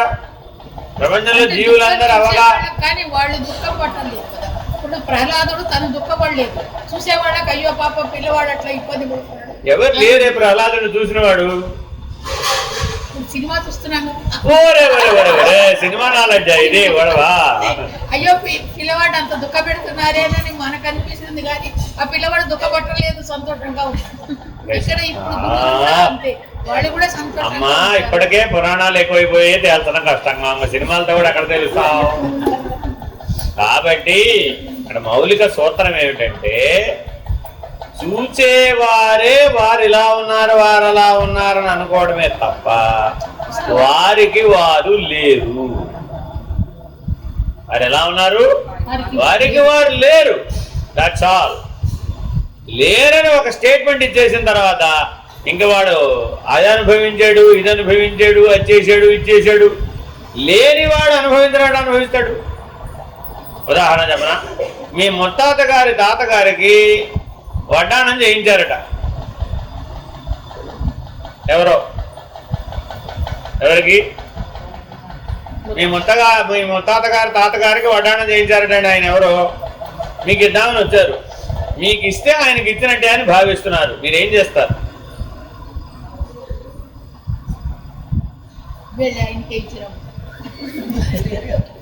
ముత్తాత గారి తాతగారికి వడ్డానం చేయించారండి బాబు, తాతగారికి వడ్డానం చేయించడం అని ప్రశ్న వేసుకుందే ఆయనకి గెలుచున్నాము.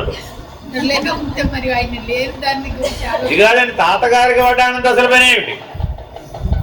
మీ అమ్మమ్మ గారికో లేకపోతే తాతమ్మ గారికో వడ్డానంతో పని ఉందంటే ఒప్పుకుంటాం. కానీ ఏం చెప్పాడు అసంబద్ధంగా? మీ ముత్తాత గారి తాతగారికి వడ్డాణం చేయించాడండి ఆయన అన్నాడు. అప్పుడు నువ్వేమడిగి ఉండాలి?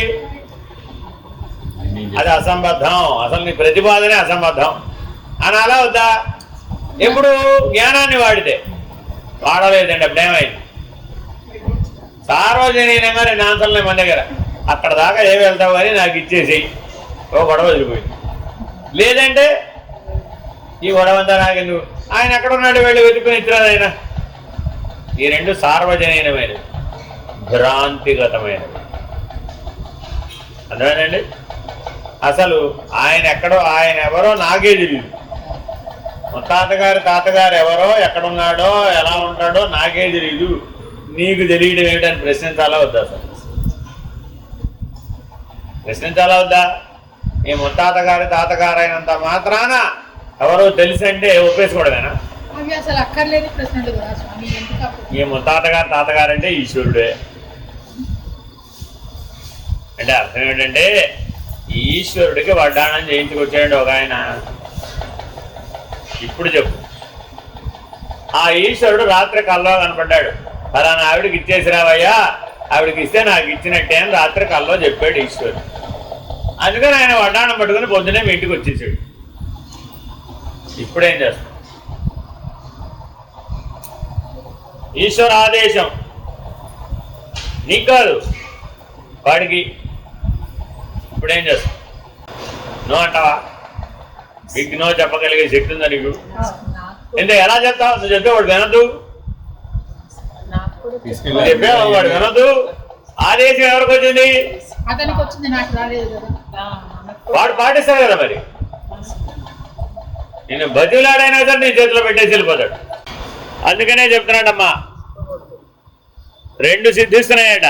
ఇలా గనక మీరు ఎప్పుడైతే జ్ఞానిని వ్యవహారం దృష్ట్యా చూస్తారో, ఈశ్వరుని వ్యవహారం దృష్ట్యా చూస్తారో, పరమాత్మను వ్యవహారం దృష్ట్యా చూస్తారో, 2 సమస్యలు, 2 అనర్థాలు ఏర్పడతాయట.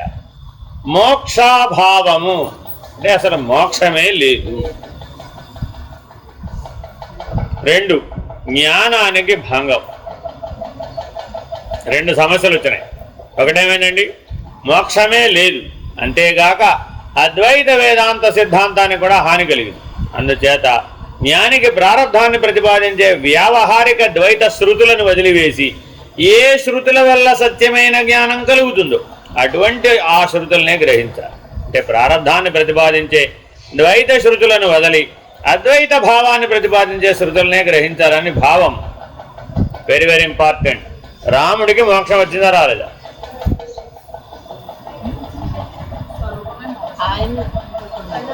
రాముడికి మోక్షం వచ్చిందా రాలేదా? కృష్ణుడికి మోక్షం వచ్చిందా రాలేదా?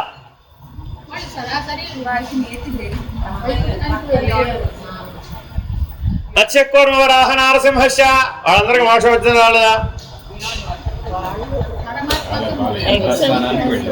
మోక్షాభావము వెంటనే ఏర్పడింది. ఇప్పుడు మోక్షాభావము, అసలు మోక్షమే లేదు.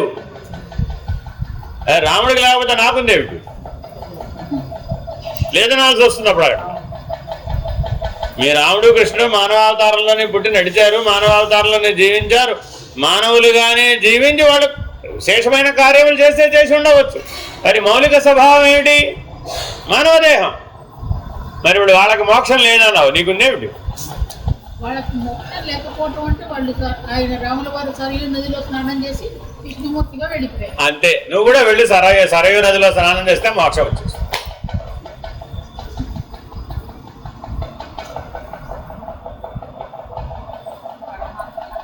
మరి ఇప్పుడు పరమాత్మ కనిపిస్తే మోక్షం అడగాల్సింది మరి చెప్పేసి మీరు అన్నారు. నేనంటాం కాదమ్మా, ఆలోచించాలి నువ్వు. ఒకటి గుర్తుపెట్టుకోండి, జ్ఞాన మార్గంలో ప్రతిదీ పరమాత్మతోనే మన అనుసంధానం.